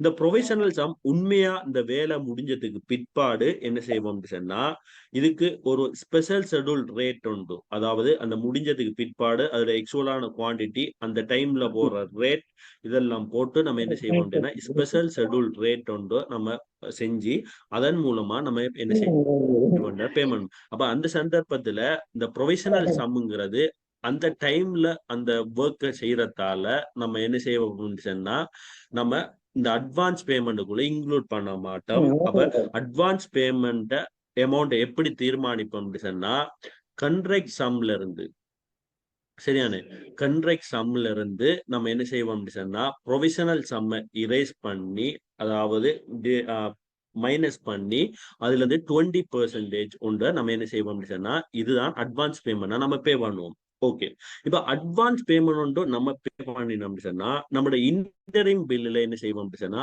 அந்த அட்வான்ஸ் நம்ம கொடுக்குற, இப்ப இன்டரிம் பில்லோட நோக்கம் என்னன்னு சொன்னா நான் ஒர்க் பண்ண அமௌண்ட், அதாவது ஒர்க் பண்ண கோர்ஸ் மட்டும்தான் என்ன செய்ய வேண்டியன்னா பே பண்ணும். நம்ம ஒர்க் பண்ண அமௌண்ட் என்ன சொன்னா ஒர்க் டன் அமௌண்ட் சொல்லுவோம்.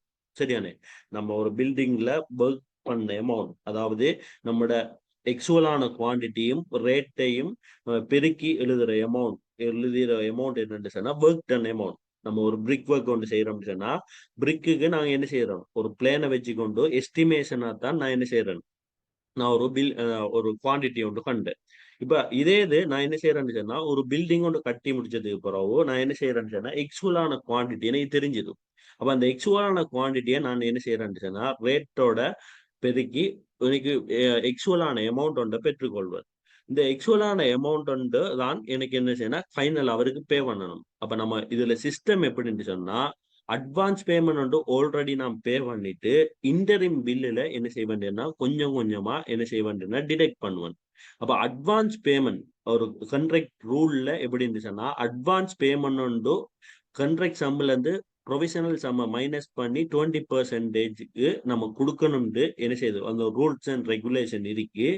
ஆனால் நாங்க இன்டரிம் பில்லுல நீங்க எப்படி டிடெக்ட் பண்ணணுங்கிறதுக்கு எந்தவித ரூலும் இல்லை. அதாவது ஒவ்வொரு கம்பெனியும் ஒவ்வொரு ஃபேமும் அவங்க முடிவெடுக்கிறதன் படிதான் என்ன செய்வாங்கன்னு சொன்னா கண்ட்ராக்ட் சம்ன்னு சொன்னா பிஓகி டோட்டல் அமௌண்ட். சரியான, அப்ப கண்ட்ராக்ட் சம், அதாவது அட்வான்ஸ் பேமெண்ட் எப்படி ஒரு கண்ட்ராக்டருக்கு பே பண்ணணுங்கிற ரூல் தான் இருக்கே ஒழிய அட்வான்ஸ் பேமெண்ட் கொடுத்த பேமெண்ட்டை நான் ஒவ்வொரு இன்டரிம் பில்லையும் எப்படி டிடெக்ட் பண்ணணுங்கிற சிஸ்டம், அதாவது ரூல்ஸ் அண்ட் ரெகுலேஷன் என்னன்னு சொன்னா எனக்கு இல்ல, எங்கேயும் இல்ல. அப்ப எப்படி ஒரு கம்பெனி ஒரு கன்சல்டன் அல்லது ஃபேம் டிடெக்ட் பண்ணுன்னு சொன்னா அவங்களோட கம்பெனிக்கு எது எது பிளெக்சிபிளோ அதுக்கேற்ற மாதிரி. இப்ப அதாவது இப்ப மொத்தமாக என்ன செய்யல அட்வான்ஸ் பேமெண்ட் டிடெக்ட் பண்ண மாட்டுச்சு. அட்வான்ஸ் பேமெண்ட் கொஞ்சம் கொஞ்சமா அந்த ஒர்க் டன் ஒவ்வொரு ஒர்க் டன்லையும் கொஞ்சம் கொஞ்சமா டிடெக்ட் பண்ணும். ஆனா அதோட பெர்சன்டேஜ் என்ன செய்ய முடியும்னா ஒவ்வொரு கன்ஸ்ட்ரக்ஷன் கம்பெனியை பொறுத்து என்ன செய்ய முடியும்னா டிஃப்ரெண்ட் ஆகும். இப்ப சில கம்பெனி என்ன செய்ய முடியும்னா 50% வேலை முடியறதுக்கு இடையில அட்வான்ஸ் பேமெண்ட் என்ன செய்யும் டிடெக்ட் பண்ணி எடுத்துடும். அல்ல சில கம்பெனி என்ன செய்ய முடியும்னா 75%, சில கம்பெனி 90% வேலை முடியும் வரைக்கும் நம்ம என்ன செய்யும் அட்வான்ஸ் பேமெண்ட் கொஞ்சம் கொஞ்சமா டிடெக்ட் பண்ணும். அப்ப அட்வான்ஸ் பேமெண்டா என்னன்னு சொன்னா நான் ஒரு ப்ரொஜெக்ட் ஒன்றை ஸ்டார்ட் பண்றதுக்கு தேவையான, அதாவது ப்ரிலிமினரி ஒர்க்குகளை நான் மேற்கொள்றதுக்கு எனக்கு ஒரு அட்வான்ஸா ஒரு ஹெல்ப் ஒன்று கிடைக்குது. இது என்னன்னு சொன்னா அட்வான்ஸ் பொண்டை எடுத்துக்கொண்டு நாங்க என்ன செய்ய முடியும்னா அட்வான்ஸ் பேமெண்ட் கேஸா ரிலீஸ் பண்ணுவாங்க. இப்ப அந்த அட்வான்ஸ் பேமெண்ட் ஒன்று நான் எடுக்கிறேன்னு சொன்னா அதுக்கு ஈக்குவேஷன் இருக்கு. அத இன்டரிம் பேமெண்ட்ல எனக்கு டிடெக்ட் பண்றேன்னு சொன்னா அதுக்கு எந்த ஒரு ஈக்குவேஷனும் இல்லை. அப்ப அட்வான்ஸ் பேமெண்ட் டிடெக்ட் பண்ற ஈக்குவேஷன் கேட்டாங்கன்னு சொன்னா அதுக்கு எந்தவித எங்கேயும் எந்த ரூல்ஸும் என்ன செய்யுது இல்லை. ஓகே, இப்ப அட்வான்ஸ் பேமெண்ட்ல யாருக்கும் ஏதும் டவுட்ஸ் இருக்குதா?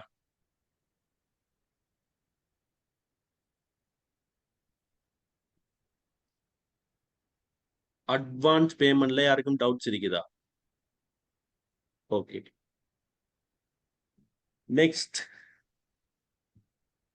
நெக்ஸ்ட் என்னன்னு சொன்னா ரிட்டன்ஷன். இந்த ரிட்டன்ஷன் ரூல்ஸ் என்னன்னு சொன்னா இந்த ரிட்டன்ஷன் ரூல்ஸ் என்னன்னு சொன்னால், ரிட்டன்ஷன்ங்கிறது என்னன்னு சொன்னா, இப்ப நீங்க பொண்ட் எல்லாம் கேள்விப்பட்டிருப்பீங்க. பிட் பாண்ட், பெர்ஃபார்மன்ஸ் பாண்ட், அடுத்தது அட்வான்ஸ் பாண்ட், ரிட்டன்ஷன் பாண்ட். இப்ப இதுல பிட் பாண்ட் என்னன்னு சொன்னா, நார்மலா நான் பிட் ஒன்று அவரதுல சப்மிட் பண்ணக்குள்ள நான் என்ன செய்ய வேண்டியதுன்னா பிட் பாண்ட் எடுப்பேன். அது காரணம் என்னன்னு சொன்னா, நான் பிட் ஒன்று சப்மிட் பண்ணதுக்கு பிறகு நான் அதை செலக்டட் ஆயினதுல பிறகு நான் என்ன செய்யறேன், அதுல இருந்து ரிலீஸ் ஆகாம இருக்கிறதுக்கு ஒரு கரண்டி பாண்டா தான் நான் பிட் பாண்ட் கொடுப்பேன். அதுக்கு பிறகு நான் ஒரு செலக்டட் ஆயிட்டேன்னு சொன்னா, நான் எக்ரிமெண்ட் ஒன்று சைன் பண்ண போகல, கட்டாயம் பெர்ஃபார்மன்ஸ் பாண்ட் ஒன்று எடுத்துட்டு போகணும். அந்த பெர்ஃபார்மன்ஸ் பாண்ட் என்னன்னா, இந்த ப்ரொஜெக்ட் முடிகிற டைம் வரைக்கும் என்ன செய்ய முடியும்னா, அந்த பெர்ஃபார்மன்ஸ் பாண்ட் எலிஜிபிளா இருக்கும். இந்த பெர்ஃபார்மன்ஸ் பாண்ட் நோக்கம் என்னன்னு சொன்னா, இந்த கன்ஸ்ட்ரக்ஷன் பீரியட்ல நான் இடையில அந்த கன்ஸ்ட்ரக்ஷனை விட்டுட்டு நான் எந்தவித ரீசனும் இல்லாம வெளியாயினு சொன்னா, இந்த பெர்ஃபார்மன்ஸ் பாண்டை வச்சுக்கொண்டு என்ன செய்வாங்கன்னா, பேங்க்ல என்கேஜ் பண்ணி எடுப்பாங்க. அப்ப இந்த கன்ஸ்ட்ரக்ஷனை நான் இடையில விட்டு போட்டு போகாம இருக்கிறதுக்கு என்ன செய்வாங்கன்னு சொன்னா, இந்த பெர்ஃபார்மன்ஸ் பாண்டை யூஸ் பண்ணுவாங்க. ஓகே, கம்ப்ளீட் பண்ணது ஒரு ப்ரொஜெக்ட் கம்ப்ளீட் பண்ணி என்ன செய்வாங்கன்னு சொன்னா, ஒரு குறிப்பிட்ட காலத்துக்கு ஒரு வாரண்டி பீரியட் மாதிரி ஒன்று கொடுப்பாங்க. ஒரு பில்டிங் கன்ஃபிகரேஷனை பொறுத்து 6 மந்தோ 1 இயருக்கோ என்ன செய்வாங்க அப்படின்னா, ஒரு வாரண்டி பீரியட்டை கொடுப்பாங்க. இந்த வாரண்டி பீரியட்டுக்கு என்ன டேர்ம் வேர்ட்ஸ்ன்னா, டிஃபெக்ட் லயபிலிட்டி பீரியட். சரிதானே? Defect liability period. இந்த டிஃபெக்ட் லயபிலிட்டி பீரியட்ல என்ன செய்வாங்கன்னு சொன்னால், இவங்களுக்கு நாங்க என்ன செய்வாங்கன்னு சொன்னா, ஒரு அதாவது அந்த ப்ரொஜெக்ட்ல ஏதாவது டிஃபெக்ட் வார சந்தர்ப்பத்துல, அந்த ஏதாவது ப்ரொஜெக்ட்ல டிஃபெக்ட் வார சந்தர்ப்பத்துல அந்த கண்ட்ராக்டர் தான் என்ன செய்ய முடியும்னா ரெக்டிஃபை பண்ணணும். சரியானே? அப்ப சோ இந்த கண்ட்ராக்டர் எந்த பிடிமானமும் இல்லாம என்ன செய்ய மாட்டாரு, அந்த டிஃபெக்ட் ரெக்டிஃபை பண்ண மாட்டார். அதுக்காண்டி நாங்க என்ன செய்வோம் சொன்னா, ஒர்க் டன்ல இருந்து ஒரு கண்ட்ராக்ட் சம்ல இருந்து நாங்க என்ன செய்வோம் அப்படின்னா 5% நாங்க என்ன செய்வோம், அவரை வெட்டி எடுப்போம். அதாவது returns and total amount, returns and total amount என்னன்னு சொன்னா, அவர் கண்ட்ராக்ட் பிரைஸ்ல இருந்து நாங்க என்ன செய்வோம் அப்படின்னா 5% என்ன செய்வோம், அதை பிடிகாசுன்னு சொல்றோம், அதை பிடிச்சு வைப்போம். சரியான? இப்ப இதுல சொல்லிருக்கா என்னன்னு சொன்னா, the retention from each payment shall be 10% of the certified work done. The limit of retention shall be 5% of the initial contract price. அப்ப இதுல விஷயம் என்னன்னு சொன்னா, நீங்க ரிட்டன்ஷன் உண்டு எனத்துக்காண்டி நம்ம பிடிகாசி வெட்டுண்டு நான் சொல்லிட்டேன். சரியானே? ரிட்டன்ஷன் உண்டு எதுக்காண்டி வெட்டுண்டு நான் சொல்லிட்டேன். சரியானே? இந்த ரிட்டன்ஷன் இதுல மியூட் பண்ணிக்கோங்க, எல்லாரும் மியூட்டை பார்த்துக்குங்க தயவு செய்து. ரிட்டன்ஷன்ங்கிறது என்னன்னு சொன்னா, ஒரு பிடிகாசி, அதாவது டிஃபெக்ட் லயபிலிட்டி பீரியட் டைம்ல அவங்க ஏதாவது டிஃபெக்ட் ஆகக்குள்ள அதை ரெக்டிஃபை பண்ணணுங்கிறதுக்காண்டி ஒரு பிடிமானமா தான் என்ன செய்யறேன்னா ரிட்டன்ஷனை வச்சு வெட்டி கொள்றேன். இப்ப ரிட்டன்ஷன் நீங்க ஒரு ரிட்டன்ஷன் ஒரு கொஸ்டின் கேட்கக்குள்ள அதுக்கு எப்படி ஆன்சர் சொல்லணும்னு சொன்னா, ரிட்டன்ஷன்ங்கிறது ஒரு கண்ட்ராக்ட் பிரைஸ்ல இருந்து 5% வெட்டுப்படும். இதை நாங்க ஒரு இன்டரிம் பில்லுல நாங்க எப்படி வெட்டுவோம்னு சொன்னா, அதை டோட்டலா வெட்ட மாட்டோம். ஒவ்வொரு பில்லுக்குரிய சர்டிஃபைட் ஒர்க் டன்ல இருந்தும் 10% படி வெட்டி நம்ம என்ன செய்வோம் அப்படின்னா அந்த 5% கம்ப்ளீட் பண்ணுவோம். இப்ப இதுக்கு நம்ம என்ன செய்வோம் சொன்னா, ஒரு எக்ஸாம்பிள் ஒன்று செய்வோம். என்னன்னு சொன்னா, இப்ப இந்த இனிஷியல் கண்ட்ராக்ட் பிரைஸ், ஒரு கண்ட்ராக்ட் சம் என்ன செய்வோம் சொன்னா, ஒரு 10 மில்லியன் எடுப்போம். சரியானே? ஒரு 10 மில்லியன் எடுப்போம். 10 மில்லியன். இப்ப இந்த டோட்டல் ரிட்டன்ஷன், இப்ப இந்த டோட்டல் ரிட்டன்ஷன் என்னன்னு சொன்னா 5%. அப்ப இந்த டோட்டல் ரிட்டன்ஷன் என்னன்னு சொன்னா 5%. அப்ப 10 மில்லியன் சொல்லக்குள்ள அதோட 5% எப்படி வரும்னு சொன்னா 5 லட்சம் என்ன செய்யுதுன்னு சொன்னா இந்த ரிட்டன்ஷன். அதாவது இதுல கருத்து என்னன்னு சொன்னா, இந்த பிடிகாசிட மொத்த தொகை என்னன்னு சொன்னா 5% தான். சரியானே? இப்ப இந்த மொத்த தொகையையும் நான் என்ன செய்ய மாட்டேன் சொன்னா, ஒரே அடி ஃபெஸ்ட் பில்ற ஒர்க் டன் என்னன்னு சொன்னா எனக்கு ஒரு 2 மில்லியன் சொல்லக்குள்ள 2 மில்லியன் சொல்லக்குள்ள இந்த 2 மில்லியன்ல இருந்து ஒரே அடியா நான் என்ன செய்ய மாட்டேன், 5 லட்சத்தையும் 5 லட்சத்தையும் நான் வெட்டி எடுக்க மாட்டேன். எப்படி வட்டி எடுப்பேன்னு சொன்னா இந்த சர்டிஃபைட் ஒர்க் டன்ல இருந்து நான் என்ன செய்வேன்டா 10% படி, அதாவது 10% பார்த்தோம் அப்படின்னா 2,00,000. சரியான இந்த 2,00,000 நான் என்ன செய்ய வேண்டியனா வெட்டுவேன். அடுத்தது செகண்ட் பில்லுட என்ன செய்ய வேண்டியதுன்னா 5 மில்லியன் சொல்லக்குள்ள, இப்போ 5 மில்லியன்ல நம்ம ஆல்ரெடி என்ன செஞ்சிட்டோம், 2 மில்லியன் பே பண்ணிட்டோம். அப்ப 2 மில்லியன் பே பண்ணா இந்த சர்டிஃபைட் ஒர்க் டன் அமௌண்ட் எவ்வளவு வந்துச்சுன்னா 3 மில்லியன் தான். சரியானே. இப்ப இந்த 3 மில்லியன்ல என்ன செய்வோம் சொன்னா, இப்போ உதாரணத்துக்கு சாரி 4 மில்லியன் எடுப்போமே, 4 மில்லியன் எடுப்போம். 4 மில்லியன்ல இதுல 2 மில்லியன். இப்ப இந்த 2 மில்லியன் சொன்னா இந்த சர்டிஃபைட் ஒர்க் டன் அமௌண்ட்ல இருந்து 10%, அப்ப 2 லேக்ஸ். அப்ப நம்ம ஆல்ரெடி என்ன செஞ்சிக்கோம், 2,00,000 வெட்டிக்கும். அடுத்தது என்ன செஞ்சிக்கோம்னா 2,00,000 வச்சுக்கும். அப்ப நமக்கு டோட்டலா வெட்ட வேண்டிய அமௌண்ட் எவ்வளவு வந்துச்சுன்னா 5,00,000. சரியானே. இப்ப நெக்ஸ்ட் பில் 2 மில்லியன் என்னன்னு சொன்னா ஒர்க் டன், அவர் வேலை செஞ்ச அளவு. சரியானே. இப்ப 10 மில்லியன் கண்ட்ராக்ட் சம் சொன்னா அவர் இன்டரிம் பில் என்ன செய்வாருன்னா, இப்ப உதாரணத்துக்கு ஒரு ஒர்க் கொண்டு பண்ணிட்டு இப்ப ஒரு சுவர் ஒரு என்ன செய்யறாருன்னா எக்ஸ்கவேஷன் பண்ணி அவர் ஃபவுண்டேஷன் எல்லாம் போட்டுட்டு பில் போடுவார் 2 மில்லியன் அவர் ஒர்க் பண்ண அளவு. அந்த ஒர்க் டன்ல இதான் ஒர்க் டன் சொல்லுவாங்க. இந்த ஒர்க் டன்ல 10% வெட்டுவோம். நான் இந்த ஒர்க் டன்னை ஃபுல்லா வழங்கப்படுத்துறேன். சரியானே. இந்த ஒர்க் டன்ல 10% வெட்டி 2 லேக்ஸ் ஃபெஸ்ட்டுக்கு வெட்டுவாங்க. இப்ப செகண்ட் பில்லுல 4 மில்லியன் அதோட கியூமுலேட்டிவ் ஒர்க் டன் மொத்த ஒர்க் என்னன்னு சொன்னா 4 மில்லியன் வேலை முடிச்சிருக்கேன். அந்த 4 மில்லியனுக்குள்ளேயும் 2 மில்லியன் ஏற்கனவே பே பண்ண 2 மில்லியனும் இருக்கு. அப்ப அந்த 4 மில்லியன்ல இருந்து 2 மில்லியனை டிடெக்ட் பண்ணி நம்ம என்ன செய்யறோம், இந்த 2 மில்லியன் தான் இப்ப கரண்டா வந்திருக்கிற ஒர்க் டன். இந்த ஒர்க் டன்ல இருந்து நாங்க என்ன செய்யறோம், 10% கழிக்கும். இப்ப அடுத்த பில் என்ன செய்யுதுன்னா, தேர்ட் பில் ஒன்று என்ன செய்யுதுன்னா ஒரு 6 மில்லியனுக்கு, சாரி 6 மில்லியனுக்கு வருது. 6 மில்லியன் இப்ப நம்ம ஆல்ரெடி இந்த 6 மில்லியனுக்குள்ள நான் மொத்தமா 2 மில்லியன் 2 மில்லியன் நான் என்ன செஞ்சுட்டேன், 4 மில்லியன் பே பண்ணிட்டேன். அப்ப 4 மில்லியன் பே பண்ணா இந்த 6 மில்லியனுக்குள்ளேயும் என்ன செய்யுது, 4 மில்லியன் இருக்கு. அப்ப இந்த 4 மில்லியன் நான் டிடெக்ட் பண்றேன்னு சொன்னா இதுல என்ன செய்ய முடியும்னா 2 மில்லியன் வரும்.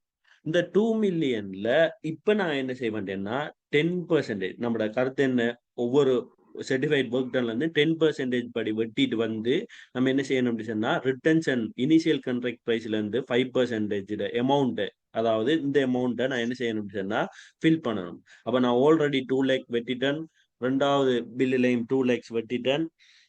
மூணாவது மொத்தமா நான் என்ன செஞ்சுக்கேன், 4,00,000 வெட்டிட்டேன். இன்னும் என்ன செய்யணும் அப்படின்னு சொன்னா எனக்கு 1 லேக் தான் என்ன செய்யுதுன்னு சொன்னா பேலன்ஸ் இருக்கு. இப்ப நான் என்ன செய்யறேன்னு சொன்னா அதே மாதிரி இந்த சர்டிஃபைட் ஒர்க் டன்ல இருந்து 10% வெட்டினு சொன்னா எனக்கு டோட்டலா 6 லேக்ஸ் போய்த்திடும். அப்ப இந்த லிமிட் எவ்வளோ உண்டுனா, இந்த லிமிட் எவ்வளோ உண்டா 5 லேக்ஸ்ங்கிறதால இதுல நான் என்ன செய்வேன்னு சொன்னா 1 லேக்ஸை தான் நான் என்ன செய்வேன், இதுல வெட்டுவேன். சரியானே. அப்ப நான் இதுல ஃபர்ஸ்ட் பில்லுல 10% படி வெட்டிட்டு வந்து, செகண்ட் பில்லுல 10% படி வெட்டிட்டு வந்து, மூணாவது பில்லுல என்ன செய்யறேன்னு சொன்னா எனக்கு 10% படி வெட்ட காணாதால நான் என்ன செய்யறேன், 1 லேக் வெட்டுறேன். அப்ப இந்த டோட்டல் அப்ப இந்த இப்ப தியரியை பாருங்க எப்படி சொன்னா, இந்த இனிஷியல் கான்ட்ராக்ட் பிரைஸ்ல 5% தான் என்னன்னு சொன்னா டோட்டல் ரிட்டன்ஷன் மணி. சரியான இனிஷியல் கான்ட்ராக்ட் பிரைஸ்ல இருந்து 5% தான் டோட்டல் ரிட்டன்ஷன் மணி. இந்த ரிட்டன்ஷன் மணியை நான் எப்படி வெட்டுவேன் சொன்னா ஒவ்வொரு சர்டிஃபைட் ஒர்க் டன்ல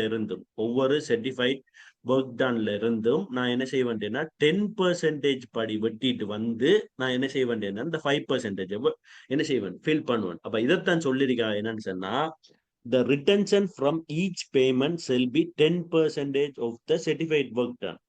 நாங்க என்ன செய்வோம் அப்படின்னா ரிட்டன்ஷன் எப்படி வெட்டுவோம் அப்படின்னா ஒவ்வொரு பேமெண்ட் ஒர்க் டன்ல இருந்தும் நாங்க என்ன செய்வோம் அப்படின்னா 10% படி வெட்டுவோம். ஆனா லிமிட் ஆஃப் ரிட்டன்ஷன் என்னன்னு சொன்னா இனிஷியல் கான்ட்ராக்ட் பிரைஸ்ல 5%. சரிதானே.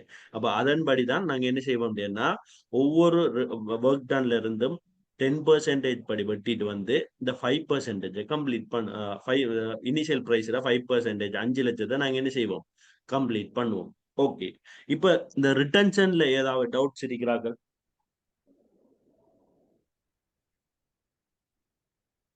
ரிட்டன்ஷன்ல ஏதாவது டவுட்ஸ்?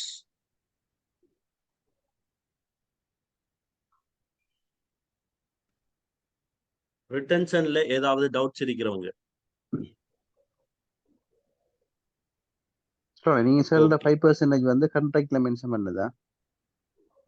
இந்த இது என்னன்னு சொன்னா 5%ங்கிறது என்னன்னு சொன்னா இனிஷியல் கண்ட்ராக்ட் பிரைஸ் என்னன்னு சொன்னா ஒரு கண்ட்ராக்டர் அவர் சப்மிட் பண்ற டோட்டல் அமௌண்ட் தான் இனிஷியல் கண்ட்ராக்ட் பிரைஸ். சரியான அந்த இனிஷியல் கண்ட்ராக்ட் பிரைஸ்ல டோட்டலா 5% தான் என்ற ரிட்டன்ஷன் லிமிட்.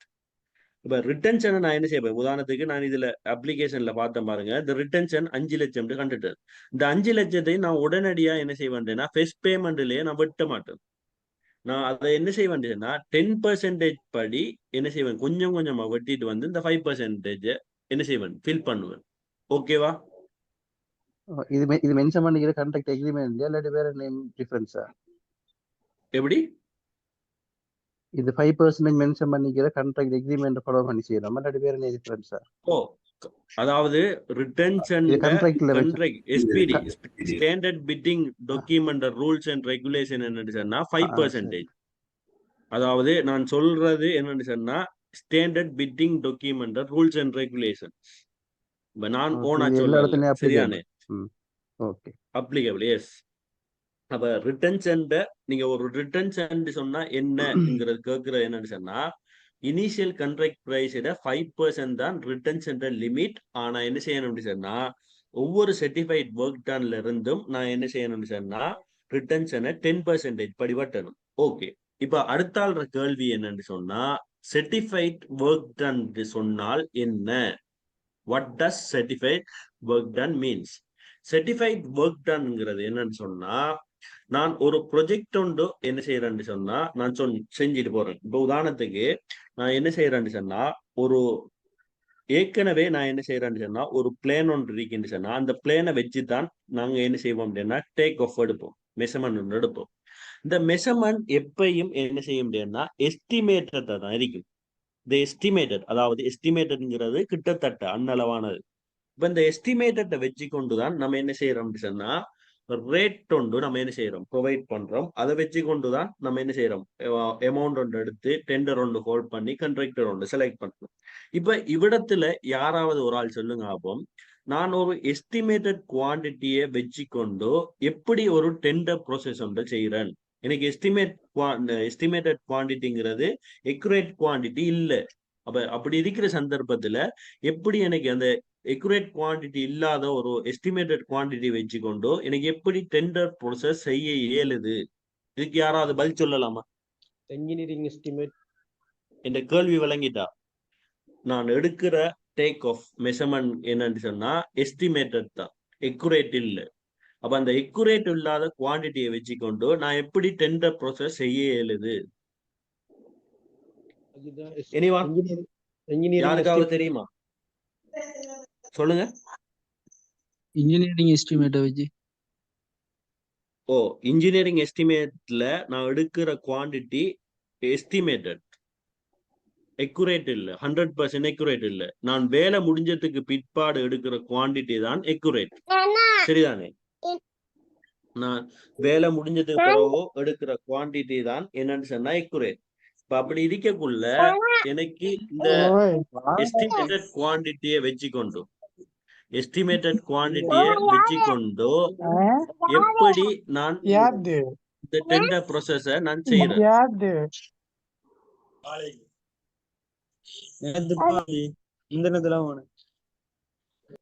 சாரி,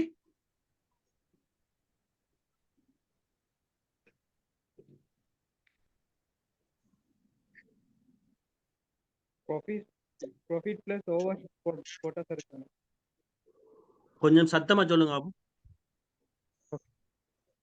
ஓவர்ஹெட் அர்ஹம் ப்ளீஸ்.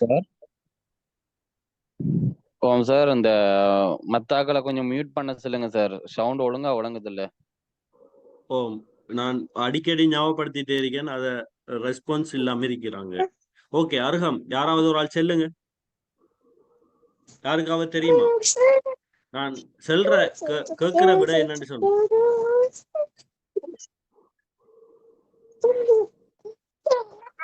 சொல்லியும் இவங்களை என்ன செய்யற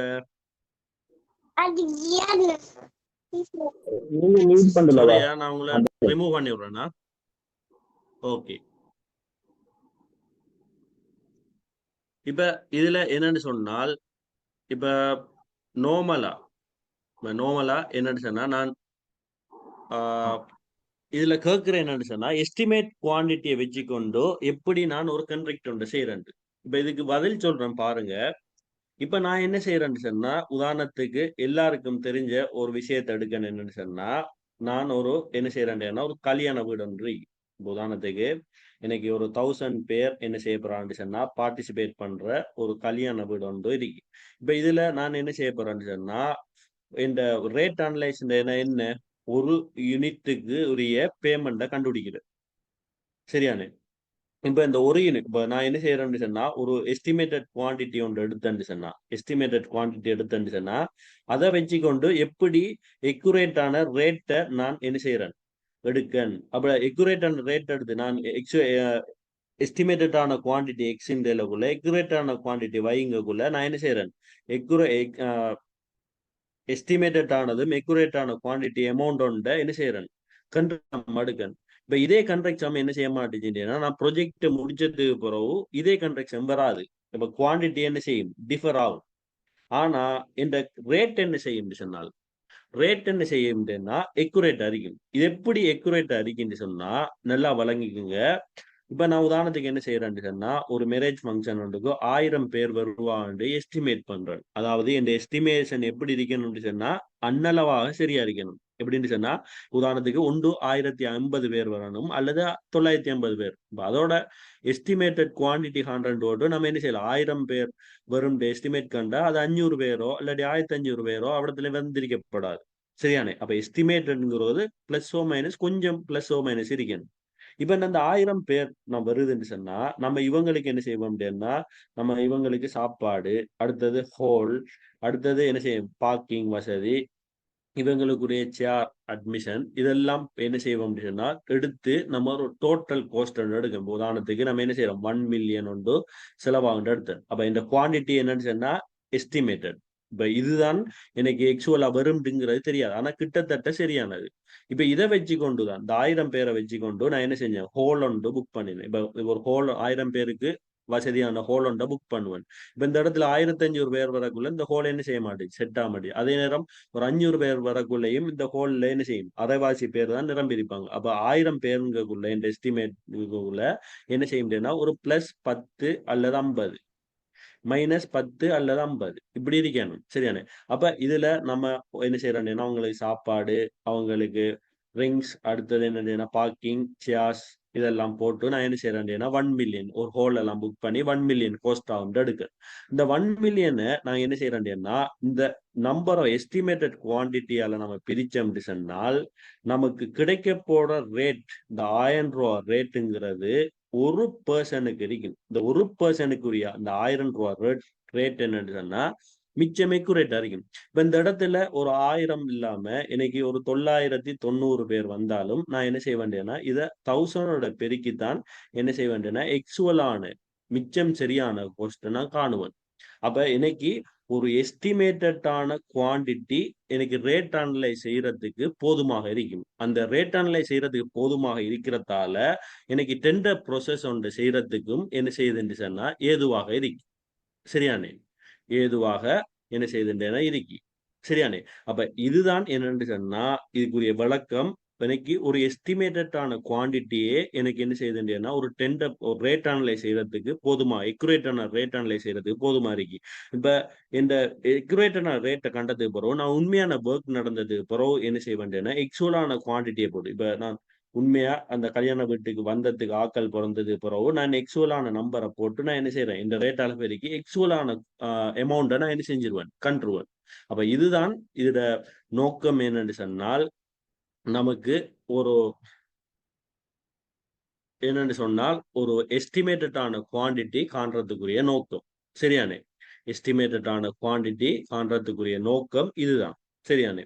இப்ப வழங்கியிருக்கும். இப்ப இதுல என்னன்னு சொன்னால் இப்ப ஒரு ரிட்டன்ஷன் அதாவது ரிட்டன்ஷனை தான் நம்ம கதைச்சோம். என்னன்னு சொன்னா இதுல சர்டிஃபைட் ரிட்டன்ஷன் ஓகே நான் கிளியர் பண்ணிட்டேன். இதுல சர்டிஃபைட் ஒர்க் டன் என்னன்னு சொன்னா எக்சுவலான வேலை முடிஞ்சதுக்கு பிற்பாடு அதோட குவான்டிட்டியை நம்ம ரேட்டோட பெருக்கி அதோட அமௌண்ட் எடுத்து அதோட டோட்டல் அமௌண்ட் ஒன்று எடுப்போம் தானே. இப்போ உதாரணத்துக்கு எப்படின்னு சொன்னா, நம்ம ஒரு ஒர்க் தொடங்குறோம். அந்த ஒர்க் தொடங்கினதுல இருந்து நம்ம என்ன செய்யறோம், முதல் சைட் கிளியரன்ஸ் செய்வோம், அடுத்தது டாப் சைல் ரிமூவல் செய்வோம், அடுத்தது ஃபவுண்டேஷனுக்கு எக்ஸ்கவேஷன் பண்ணுவோம், அடுத்தது ஃபவுண்டேஷனோட ப்ரொவைட் பண்ணுவோம்.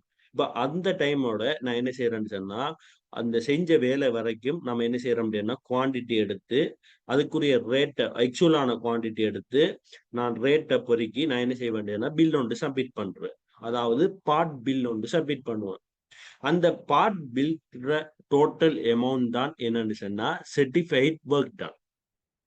சரியானே, சர்டிஃபைட் ஒர்க் டன். இப்ப 2 மில்லியன் சொல்லக்குள்ள இப்ப இந்த 2 மில்லியன் வரைக்குமான வேலை என்ன செஞ்சுக்காரு, அவரு கம்ப்ளீட் பண்ணிக்காரு. இப்ப நெக்ஸ்ட் டைம் அடுத்த இது காணக்குள்ள நம்ம என்ன செய்வோம் அப்படின்னா, இப்ப ஒரு ஃபவுண்டேஷனுக்கு மேல நம்ம என்ன செய்வோம், அடுத்தது வோல் கட்டுவோம். இந்த வோல் கட்டக்குள்ள நம்ம என்ன செய்வோம் சொன்னா, ஒரு குறிப்பிட்ட லிமிட்டோட முடிச்சு ஒரு குறிப்பிட்ட லிமிட்டோட வச்சுட்டு ஒரு மந்த்லியா நம்ம மந்த்லியா என்னென்ன ஒர்க் முடியுதோ அந்த அமௌண்ட் அந்த குவான்டிட்டி கியூமுலேட்டிவா போறோம். குவான்டிட்டி கியூமுலேட்டிவா போறதால அமௌண்ட் என்ன செய்ய போகுது, கியூமுலேட்டிவா போதோ அந்த கியூமுலேட்டிவா போட்டு நம்ம என்ன செய்ய முடியும்னா ஒரு ஒர்க் டன் ஒன்று கொடுப்போம். உதாரணத்துக்கு நான் இதுல போட்ட மாதிரி ஃபர்ஸ்ட்டுக்கு என்ன செஞ்சுக்காரு, ஒரு 2 மில்லியன் ஒன்றை சப்மிட் பண்ணிக்காரு. அதுக்கப்புறம் என்ன செய்யறது, கியூமுலேட்டிவ் ஒர்க் டன் 4 மில்லியன். அப்போ 4 மில்லியன்ங்கிறது என்னன்னு சொன்னால் இது கியூமுலேட்டிவ் ஒர்க் டன். இப்ப இந்த 4 மில்லியனுக்குள்ள ஆல்ரெடி 2 மில்லியன் இருக்கு. அப்ப நம்ம 4 மில்லியன்ல இருந்து 2 மில்லியனை கழிச்சேன்னு சொன்னா என்ன செய்யும், 2 மில்லியன். இப்ப எப்படி தாண்டா, உதாரணத்துக்கு இப்படி ஒரு வோல் இருக்கு. சரியானே, வோல்ற டோட்டல் உயரம் என்ன சொன்னா 3 மீட்டர். இப்ப எனக்கு என்ன செய்யறாங்கன்னா ஃபெஸ்ட்டுக்கு இவ்வளவுத்தையும் கட்டிட்டு என்ன செய்யறாங்கன்னு சொன்னா ஒரு பில் ஒன்று சப்மிட் பண்றா. உதாரணத்துக்கு 2 மில்லியன்ற பில் என்ன செய்யறாங்கன்னா சப்மிட் பண்றா. இந்த 2 மில்லியன் பில்லுக்கு பிறகு அதை கிளைம் பண்ணது பிறகு அடுத்தது என்ன செய்யறேன்டா, இதை நம்ம என்ன செஞ்சிட வச்சுட்டு இதுக்கு வோலத்துக்கு மட்டும் நான் என்ன செய்யல, குவான்டிட்டி எடுக்கல. நான் டோட்டல் லென்த்தை வச்சு என்ன செய்வேன், டோட்டல் லென்த்தை வச்சு வித்தை வச்சு தான் நான் என்ன செய்வேன்னா குவான்டிட்டி எடுத்து இதோட ரேட்டோட பெருக்கி நான் என்ன செய்வேன்னு சொன்னா ஒரு அமௌண்ட் எடுப்பேன். இப்ப நம்ம எடுக்கிற அமௌண்ட்டுக்குள்ள இந்த அமௌண்ட் தான் என்னன்னு சொன்னா இந்த 4 மில்லியன். இந்த 4 மில்லியனுக்குள்ள ஆல்ரெடி நான் பேமெண்ட் தந்த இந்த பிரிக் ஒர்க் இருக்கு. இப்ப இதை நான் என்ன செய்வேன், இந்த 2 மில்லியனை நான் கழிச்சேன்னு சொன்னா எனக்கு நியூ ஒர்க் என்ன செய்யும்னா 2 மில்லியன் இവിടുത്തെ வந்துடும். இப்ப இந்த 2 மில்லியன் தான் என்னன்னு சொன்னா சர்டிஃபைட் ஒர்க் டன். இப்ப அடுத்தது என்ன செய்யறாங்கன்னு சொன்னா, இப்ப இந்த ப்ரொஜெக்ட் அந்த ஓலை ஃபுல்லா கட்டி முடிக்க எனக்கு என்ன செஞ்சுது 6 மில்லியன் போயிட்டு. இப்ப 6 மில்லியன் சொன்னா நான் ஆல்ரெடி இதுக்கு 2 மில்லியன் இதுக்கு 2 மில்லியனா நான் என்ன செஞ்சிருக்கேன், 4 மில்லியன் பே பண்ணிட்டேன். அப்ப நான் நியூ அமௌண்ட் எடுக்கிறேன்னு சொன்னா நான் என்ன செய்வேன், 6 மில்லியன் 4 மில்லியனை கழிச்சு இந்த 2 மில்லியனை என்ன செய்வேன் இதுக்கு. அப்ப இந்த 2 மில்லியன் தான் இந்த இப்ப இருக்கிற current certified work ton amount. சரியானே, இப்ப வழங்கிட்டா சர்டிஃபைட் ஒர்க் டன் அமௌண்ட் என்னண்டு, சர்டிஃபைட் ஒர்க் டன் அமௌண்ட் என்னண்டு வழங்கிட்டா. யாரு கேட்ட நீங்க,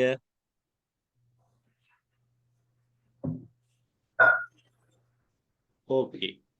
இப்ப இதுதான் என்னன்னு சொன்னா ரிட்டன்ஷனுக்குரிய விளக்கம். அடுத்தது ஒர்க் டன் சர்டிஃபைட் ஒர்க் டனுக்குரிய விளக்கம். இப்ப எப்படி நம்மளோட இன்டரிம் பேமெண்ட் சர்டிபிகேட் நமக்கு பே பண்ணப்படுதுன்னா டோட்டல் ஒர்க் டன்ல இருந்து நம்ம ப்ரீவியஸ் ஒர்க் டன்னை கழிச்சு என்ன செய்யறாங்க அப்படின்னா புது அந்த ஒர்க்குரிய உதாரணத்துக்கு இப்ப இதுதான் என் பெஸ்ட் பில் ரேட். சாரி, இப்ப இது என் பெஸ்ட் பில் ரேட் 2 மில்லியன். இப்ப இதுல டோட்டல் என்னன்னு சொன்னா இதுல எனக்கு என்ன செய்யணும் 4 மில்லியன். இந்த 4 மில்லியன்ல எனக்கு புது ஒர்க் எடுக்கிறதுக்கு நான் என்ன செய்யணும், இந்த 2 மில்லியனை கழிச்சு சொன்னா இந்த புது ஒர்க்குரிய காஸ்ட் எனக்கு என்ன செஞ்சிடும் வந்துடும். என்ன செய்யறேன், நான் 2 மில்லியனை பே பண்றேன். அடுத்தது இது ஃபுல்லா முடிக்கிறேன்னு சொன்னா 6 மில்லியன் வோலத்தையை முடிக்கிறேன்னு சொன்னா இதோட டோட்டல் காஸ்ட் என்னன்னா 6 மில்லியன். நம்ம ஆல்ரெடி 2 மில்லியன் ஆல்ரெடி அடுத்த 2 மில்லியனா நான் 4 மில்லியன் டோட்டலா பே பண்ணிட்டேன். அப்ப நான் புது ஒர்க் எடுக்கிறதுக்கு நான் என்ன செய்ய வேண்டேன்னா இவ்வளவுத்தையும் நான் என்ன செய்ய வேண்டேன்னா கழிப்பேன். அதாவது 4 மில்லியனை கழிச்சேன்னா இந்த புது வேலை தான் 2 மில்லியன் தான் என்னன்னா இந்த சர்டிஃபைட் ஒர்க் தான். சரிதானே, ஓகே. இப்ப அடுத்த விஷயம் என்னன்னு சொன்னா லிக்விடேட்டட் டேமேஜ். இந்த லிக்விடேட்டட் டேமேஜ்ங்கிறது என்னன்னு சொன்னால் எனக்கு ஒரு கமென்ஸ்மெண்ட் டேட் ஒன்று தந்திருப்பாங்க. அதே நேரம் எனக்கு எத்தனை நாளையால முடிக்கணுங்கிற ஒரு டேயும் தந்திருப்பாங்க. அதாவது கன்ஸ்ட்ரக்ஷன் பீரியட் சொல்றேன். இந்த கன்ஸ்ட்ரக்ஷன் பீரியட்ல நான் சரியா அந்த கமென்ஸ்மெண்ட் பண்ணின டேட்ல இருந்து சரியா கம்ப்ளீஷன் பீரியட் எப்படி இருக்குன்றா எனக்கு தந்த கன்ஸ்ட்ரக்ஷன் பீரியட் சரியான டைமுக்கு நான் என்ன செஞ்சிடறேன்னா கம்ப்ளீட் பண்ணிடணும். அப்படி நான் சரியா அந்த டைமுக்கு கம்ப்ளீட் பண்ணாம எந்தவித ரீசனும் இல்லாம அந்த நாளை நான் தாண்டுவன இருந்தால் எனக்கு என்ன செய்ய முடியும்னா ஒரு ஃபைன் காசு மாதிரி ஒன்று என்ன செய்ய முடியும்னா வெட்டப்படும். அதுதான் என்னன்னு சொன்னா லிக்விடேட்டட் டேமேஜ், எல்டி பேமெண்ட் சொல்லுவாங்க. இத சுருக்கமா கன்ஸ்ட்ரக்ஷன்ல சொல்லுவாங்க, எல்டின்னு சொல்லுவாங்க. சரியான அப்ப எல்டின்ற என்னன்னு சொன்னா ஒரு கமென்ஸ்மெண்ட் டேட்ல இருந்து கம்ப்ளீஷன் டேட்டுக்குள்ள அந்த ப்ராஜெக்ட் கட்டாயமா முடிஞ்சிடும். இது ரீசனும் இல்லாம அந்த நாளை விட்டு வெளியாகும் நமக்கு என்ன செய்ய முடியும்னா நம்ம ஒர்க் டன் அமௌண்ட், நம்ம வேலை செஞ்ச காசுல இருந்து என்ன செய்ய முடியும்னா ஃபைன் காசு என்ன செய்ய வெட்டப்படும். இப்ப இந்த ஃபைன் காசு எப்படி இருந்துச்சுன்னா பெர் டேக்கு 6,500 பெர் டேக்கு 6,500. ஆனா இந்த பெர் டேக்கு 6,500 படி வெட்டிட்டு போய் நான் என்ன செய்யலாம்னா இனிஷியல் கான்ட்ராக்ட் பிரைஸ்ல 10% வரைக்கும் தான் வெட்டலாம். அதுக்கு மேல நான் என்ன செய்யலாம்னு சொன்னா வெட்ட இயலாது. இது எப்படின்னு சொன்னா இது அப்ளிகேஷன். இப்போ உதாரணத்துக்கு எனக்கு என்ன செய்யறாங்கன்னு சொன்னா ஒரு கான்ட்ராக்ட் சம் என்ன செய்யுதுன்னா அதே மாதிரி 10 மில்லியன் என்ன செய்யுதுன்னா இருக்கு. இந்த 10 மில்லியன்ல எனக்கு டோட்டலா எல்டி வெட்டுற பெருமானம் எவ்வளோன்னு சொன்னா 1 மில்லியன் தான். 1 மில்லியன் தான் நான் என்ன செய்வேன் வெட்டுவேன். இப்ப எனக்கு ஒரு நாள் டிலே ஆயிடுச்சுன்னா அதுக்கு நான் என்ன செய்ய ஒரு நாள் பேமெண்ட் 6,500 தான் வெட்டுவேன். இப்ப நான் 10 நாள் டிலே ஆயிடுச்சு நான் என்ன செய்யலாம்னா 10 தர 6,500 65,000 நான் என்ன செய்யலாம். இதே இது 30 நாள் டிலே ஆயிட்டுனாலும் 30 தர 6,500 படி என்ன செய்யணும்னா வெட்டலாம். இப்ப இதே இது எனக்கு ஒரு 200 நாள் லேட் ஆயிட்டு சொன்னா இந்த 6,500 படி நான் பெருக்கினு சொன்னா நார்மலா பெருக்கி பாருங்க எப்படின்னா 1.3 மில்லியன் வரும். ஃபார் அன் எக்ஸாம்பிளுக்கு 200 நாளைக்கு லேட் ஆயிட்டு 200 நாளைக்கு லேட் ஆயினா இந்த டே பேமெண்ட் படி 6,500 படி 1.3 மில்லியன் வரும். ஆனால் இந்த 1.3 மில்லியனை நான் என்ன செய்யலாம் வெட்ட இயலாது. எந்த அமௌண்ட் வெட்டலாம் சொன்னா 1 மில்லியன் மட்டும்தான் வெட்டுறதுக்கு எனக்கு அத்தாரிட்டி. அதாவது இதுல என்னன்னு சொன்னா நான் எல்டி பேமெண்ட் பெர் டே படி வெட்டலாம். ஆனா ஒரு கான்ட்ராக்ட் சம்ல இருந்து 10% படி தான் வெட்டலாம். அவர் 200ல 300 400 நாள் லேட் ஆயினாலும் கூட அவருக்கு 1 மில்லியன் தான் லிமிட். சரியானே. இப்ப இதான் என்னன்னு சொன்னா எல்டி பேமெண்ட். இந்த எல்டி பேமெண்ட் என்னன்னு சொன்னா கன்ஸ்ட்ரக்ஷன் கம்ப்ளீட் பீரியட்டை விட்டு முக்கியமா எந்தவித ரீசனும் இல்லாம அவர் அந்த டேட்டை விட்டு வெளியாயினார் சொன்னால் என்ன செய்ய சொன்னா அவருக்கு எல்டி பேமெண்ட் வெட்டப்படும். நான் ஆல்ரெடி சொன்னேன் defect liability period. Defect liability period என்ன சொன்னா ஒரு ப்ராஜெக்ட் கம்ப்ளீட் ஆயிருந்து என்ன செய்வான்னு சொன்னா ஒரு வாரண்டி பீரியட் மாதிரி கொடுப்பா. சரியானே. அப்ப இது நான் ஆல்ரெடி சொன்னது. இப்ப இந்த எல்டி பேமெண்ட் சொன்ன என்னன்னு சொன்னா பெர் டே படி வெட்டப்படும். ஆனா limit the maximum amount liquidated damage for the whole of the work shall be 10% of the initial contract price. அப்ப இந்த 10%க்கு மேல நான் என்ன செய்யலாம், எனக்கு வெட்டுறதுக்குரிய எந்த அத்தாரிட்டியும் இல்லை. ஓகே. எல்டி யாருக்கும் விளங்காதாக்கு? எல்டி விளங்காதாக்கு?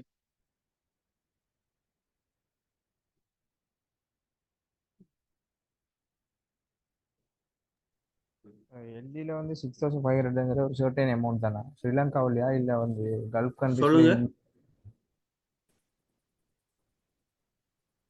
6,500ங்கிற ஒரு சர்டன் அமௌண்ட் தானா கல்ஃப் கண்ட்ரீஸ்லயும் இதான். அதாவது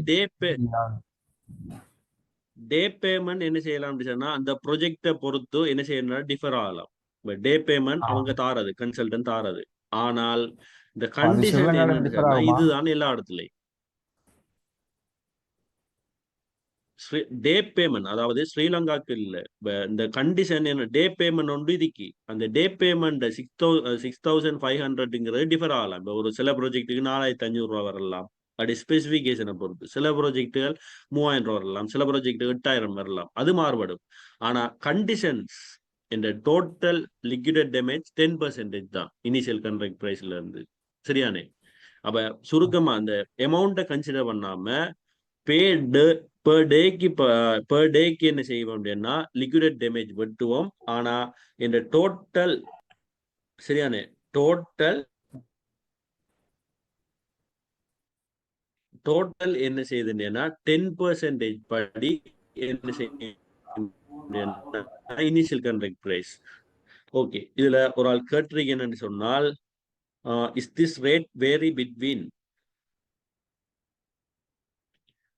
எல்டி பர்க்கு 0.0%. அந்த பெர்சென்டேஜ் கணக்கு இல்லை.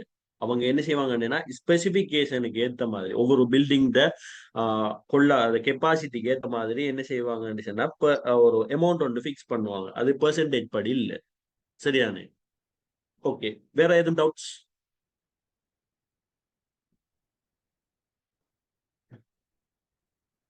இப்ப எப்படின்னு சொன்னா இந்த பெர் டேங்கிறது என்னன்னு சொன்னா இப்ப அவங்க குறிப்பிட்ட காலத்துக்குள்ள கம்ப்ளீட், இப்ப உதாரணத்துக்கு லேட் ஆயினாலும் குறிப்பிட்ட காலத்துக்குள்ள கம்ப்ளீட் பண்ணிடணும். இப்ப ஒரு 1 மில்லியன் சொன்னா அந்த 1 மில்லியன் என்ன செய்வாங்கன்னு சொன்னா ஒரு 6,500 பிரிச்சு இவ்வளவு காலத்துக்குள்ள நீங்க என்ன செய்யணும், கம்ப்ளீட் பண்ணிடலாம். ஒரு 150 நாள், ஒரு 150 நாள் செல்லக்குள்ள ஒரு 5 மாசம் குறிப்பிட்ட இன்னும் 5 மாசம் நீங்க எடுக்கலாம். இந்த மாதிரி தான் ஒரு LT payment.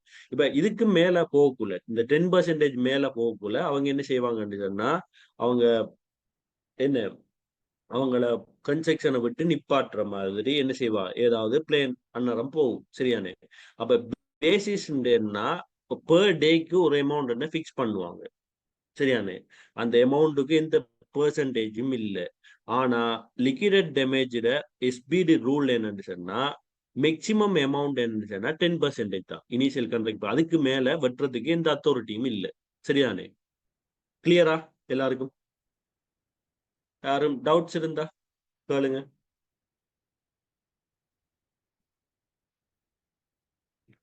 Okay, KA Ahmed, யார் உங்களுக்கு 0.03% ஓ 0.05% யாரும் சொல்லி தந்தையா? எங்க ரூல் இருக்குதா?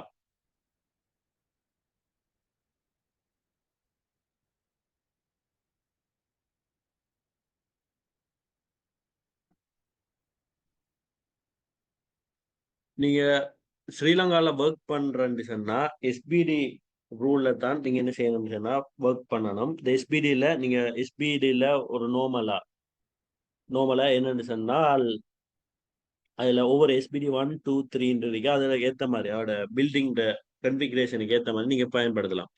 I was learning AQS. யாரு எங்க லேர்ன் பண்ணீங்க நீங்க?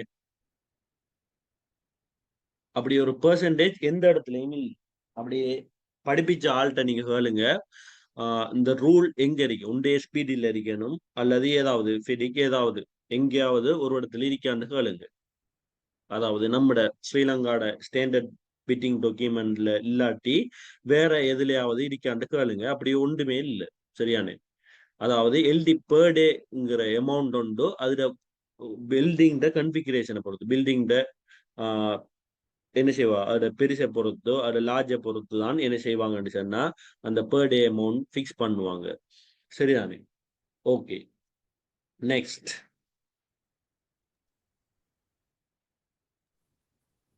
எல்டி வந்து ஐபிஏல ஹெட் ஆகுதானே? ஹெட் ஆகுமா? இல்லை, ஐபிஎல் 8 ஆகும். அதாவது எல்டி என்னன்னு சொன்னா அவர் ஒர்க் டன் பீரியட், அவர் வேலை முடிஞ்ச பீரியட், அந்த கம்ப்ளீஷன் பீரியட்டை விட்டு தாண்டிட்டு எந்தவித ரீசனும் இல்லாம கம்ப்ளீஷன் பீரியட்டை விட்டு தாண்டிட்டுன்னு சொன்னா நம்ம ஐபிஏல கட்டாயம் எல்டி வெட்டணும். ஃபிடிக்கும் எஸ்பிடிக்கும் என்ன டிஃப்ரெண்ட் சொன்னா ஃபிடிக்குங்கிறது என்னன்னு சொன்னா ஸ்ரீலங்காவில் நம்ம யூஸ் பண்றது இல்லை. அதாவது ஃபிடிக்கும் எஸ்பிடிக்கும் என்ன டிஃப்ரெண்ட்னா அதுல டெக்னாலஜியோட டிஃப்ரெண்டேஷன் தான், அவ்வளவுதான் டிஃப்ரெண்ட். அதைப்படி எஸ்பிடி நீங்க உங்களுக்கு தெரியும் ஃபிடிக்கை நீங்க என்ன செய்யலாம், விளங்கலாம். இப்போ ஃபிடிக்கோட எஸ்பிடியோட கொஞ்சம் இம்ப்ரூவ்மெண்ட் இருக்கும். என்னன்னு சொன்னா அவங்களோட இப்ப ஒரு ஃபாரின் டெக்னாலஜிக்கு அதுக்கு ஏத்த மாதிரி அவங்க என்ன செய்வாங்கன்னு சொன்னா அந்த புக்கை மாடலைஸ் பண்ணிக்காங்க, அவ்வளவுதான். அதே நேரம் எஸ்பிடியோட ஒரு 180% rules and regulation, 185 rules and regulation அங்க இருக்கு. சில ரூல்ஸ் அண்ட் இப்போ உதாரணத்துக்கு நம்ம ஒரு பிட்டிங் டாக்குமெண்ட், ஒரு டெண்டர் டாக்குமெண்ட் எடுக்கிறேன்னு சொன்னா நம்ம நாட்டுல என்ன செய்வாங்க, நான் ரீஃபண்டபிள் ஃபீ, அதாவது மீள பெற முடியாத ஒரு தொகை வைப்பா. இப்ப இது என்னன்னு சொன்னா ஒரு கல்ஃப் கண்ட்ரீஸ்லயோ அல்லது யூரோப்லயோ இந்த நான் ரீஃபண்டபிள் ஃபீ இல்லை. என்னன்னா இப்ப மோஸ்ட்லி ஸ்ரீலங்காவில தான் இது இருக்குது, ஸ்ரீலங்கா ஏசியன் கண்ட்ரில. சரியாது. இப்ப அதை தாண்டி வேற நாடுகள் இல்லை. இப்ப இப்படியான சின்ன சின்ன விஷயங்கள் என்ன செய்யும்னா டிஃபர் ஆகும். சரியானே. எஸ்பிடி ஸ்ரீலங்காவில மட்டும்தான் யூஸ் பண்றேன். எது? எஸ்பிடி ஸ்ரீலங்காவில மட்டும்தானே யூஸ் பண்றேன். எஸ்பிடி நம்மள ஸ்ரீலங்காவோட ஸ்டாண்டர்ட் பிட்டிங் டாக்குமெண்ட் தான் அது. ஆனா அதுல இருக்கிற மோஸ்ட்லி விஷயங்கள் எல்லாம் என்ன செய்ய, நார்மலா எஸ்பிடி நீங்க அடுத்தது SLS 573 வச்சு டேக் ஆஃப் எடுக்கிறது எல்லாம் என்னன்னு சொன்னா, நீங்க ஒரு சுருக்கமா எல்லாருக்கும் விளங்குற மாதிரி சொல்ல போனா, நீங்க ஒரு மெனுவல் கார் ஒன்றை ட்ரை பண்ற மாதிரி. இந்த மெனுவல் காரை ட்ரை பண்ணி நீங்க பழகிட்டீங்கன்னு சொன்னா எந்த ஒட்டோ காரையும் நீங்க ட்ரை பண்ணலாம். சரியானே. ஆனா ஒட்டோ காரை ஓடிட்டு வந்தீங்கன்னு சொன்னா மெனுவல் கார் ஓடுறது கஷ்டம், அது எல்லாருக்கும் தெரியும். அப்ப நம்ம நாட்டுல இருக்கிற எஸ்பிடியும் SLS 573 எல்லாம் என்னன்னு சொன்னா, இப்ப அதாலதான் நம்மட ஸ்ரீலங்கன் கியூஎஸ்க்கு, ஸ்ரீலங்காட சிவில் இன்ஜினியர்ஸுக்கு வெளிநாட்டுல மதிப்பு. சரியானே. அவங்க எந்த ரூல் புக்கையும் என்ன செய்வாங்கன்னு நீ செய்யப்படுவாங்க. ஆனா இப்ப இருக்கிற சிச்சுவேஷன் படி நம்ம இன்ஸ்டியூட்ல என்ன செய்யறாங்கன்னு சொன்னா, இந்த நம்ம ஸ்ரீலங்கன் ஸ்டாண்டர்ட் அங்க படிப்பிக்கிறல்ல ஈஸியா. இப்ப ஸ்ரீலங்கன் ஸ்டாண்டர்ட் படிப்பிக்கிறதால என்ன நன்மைன்னா, அது எஸ்பிடி அடுத்தது SLS 573 எல்லாம் கஷ்டம். சரியானே. இப்ப அந்த கஷ்டத்தை நம்ம படிச்சோம் அப்படின்னு சொன்னா எந்த ஆட்டோமேட்டிக் காரா இருந்தாலும் நம்ம என்ன செய்யலாம், ட்ரை பண்ணலாம். அதே மாதிரி தான் எந்த பிடிக்கா இருக்கட்டும், சரியானே, ஜேசிடி இருக்கட்டும், எதுவா இருந்தாலும் நம்ம என்ன செய்யலாம் அப்படின்னு சொன்னா நம்மளோட எஸ்பிடி நமக்கு விளங்கிட்டுன்னா மத்த விஷயங்களை செஞ்சுட்டு போகலாம். சரியானே. இப்ப உங்களுக்கு விளங்கிருக்கும். இப்ப இன்ஸ்டியூட் எல்லாம் என்ன செய்யுதுன்னா உங்களை ஒட்டோ கார் தான் நீங்க என்ன செய்யுது ஓட பழக்குது. யாரும் அங்க மெனுவல் கார் பழக்குறது இல்ல. அந்த மெனுவல் கார் பழையினவங்களுக்கு தான் என்ன செய்யுதுன்னா ஃபாரின்ல டிமாண்ட் இருக்கு. ஏன்னா மெனுவல் கார் பழையினவங்க தான் எந்த ஒட்டோ காரா இருந்தாலும் என்ன செய்வாங்க, டிரைவன். அது உங்களுக்கு எல்லாருக்கும் தெரிஞ்சிருக்கும். சரியானு. ஓகே, நம்ம நெக்ஸ்ட் விஷயத்துக்கு போவோம்.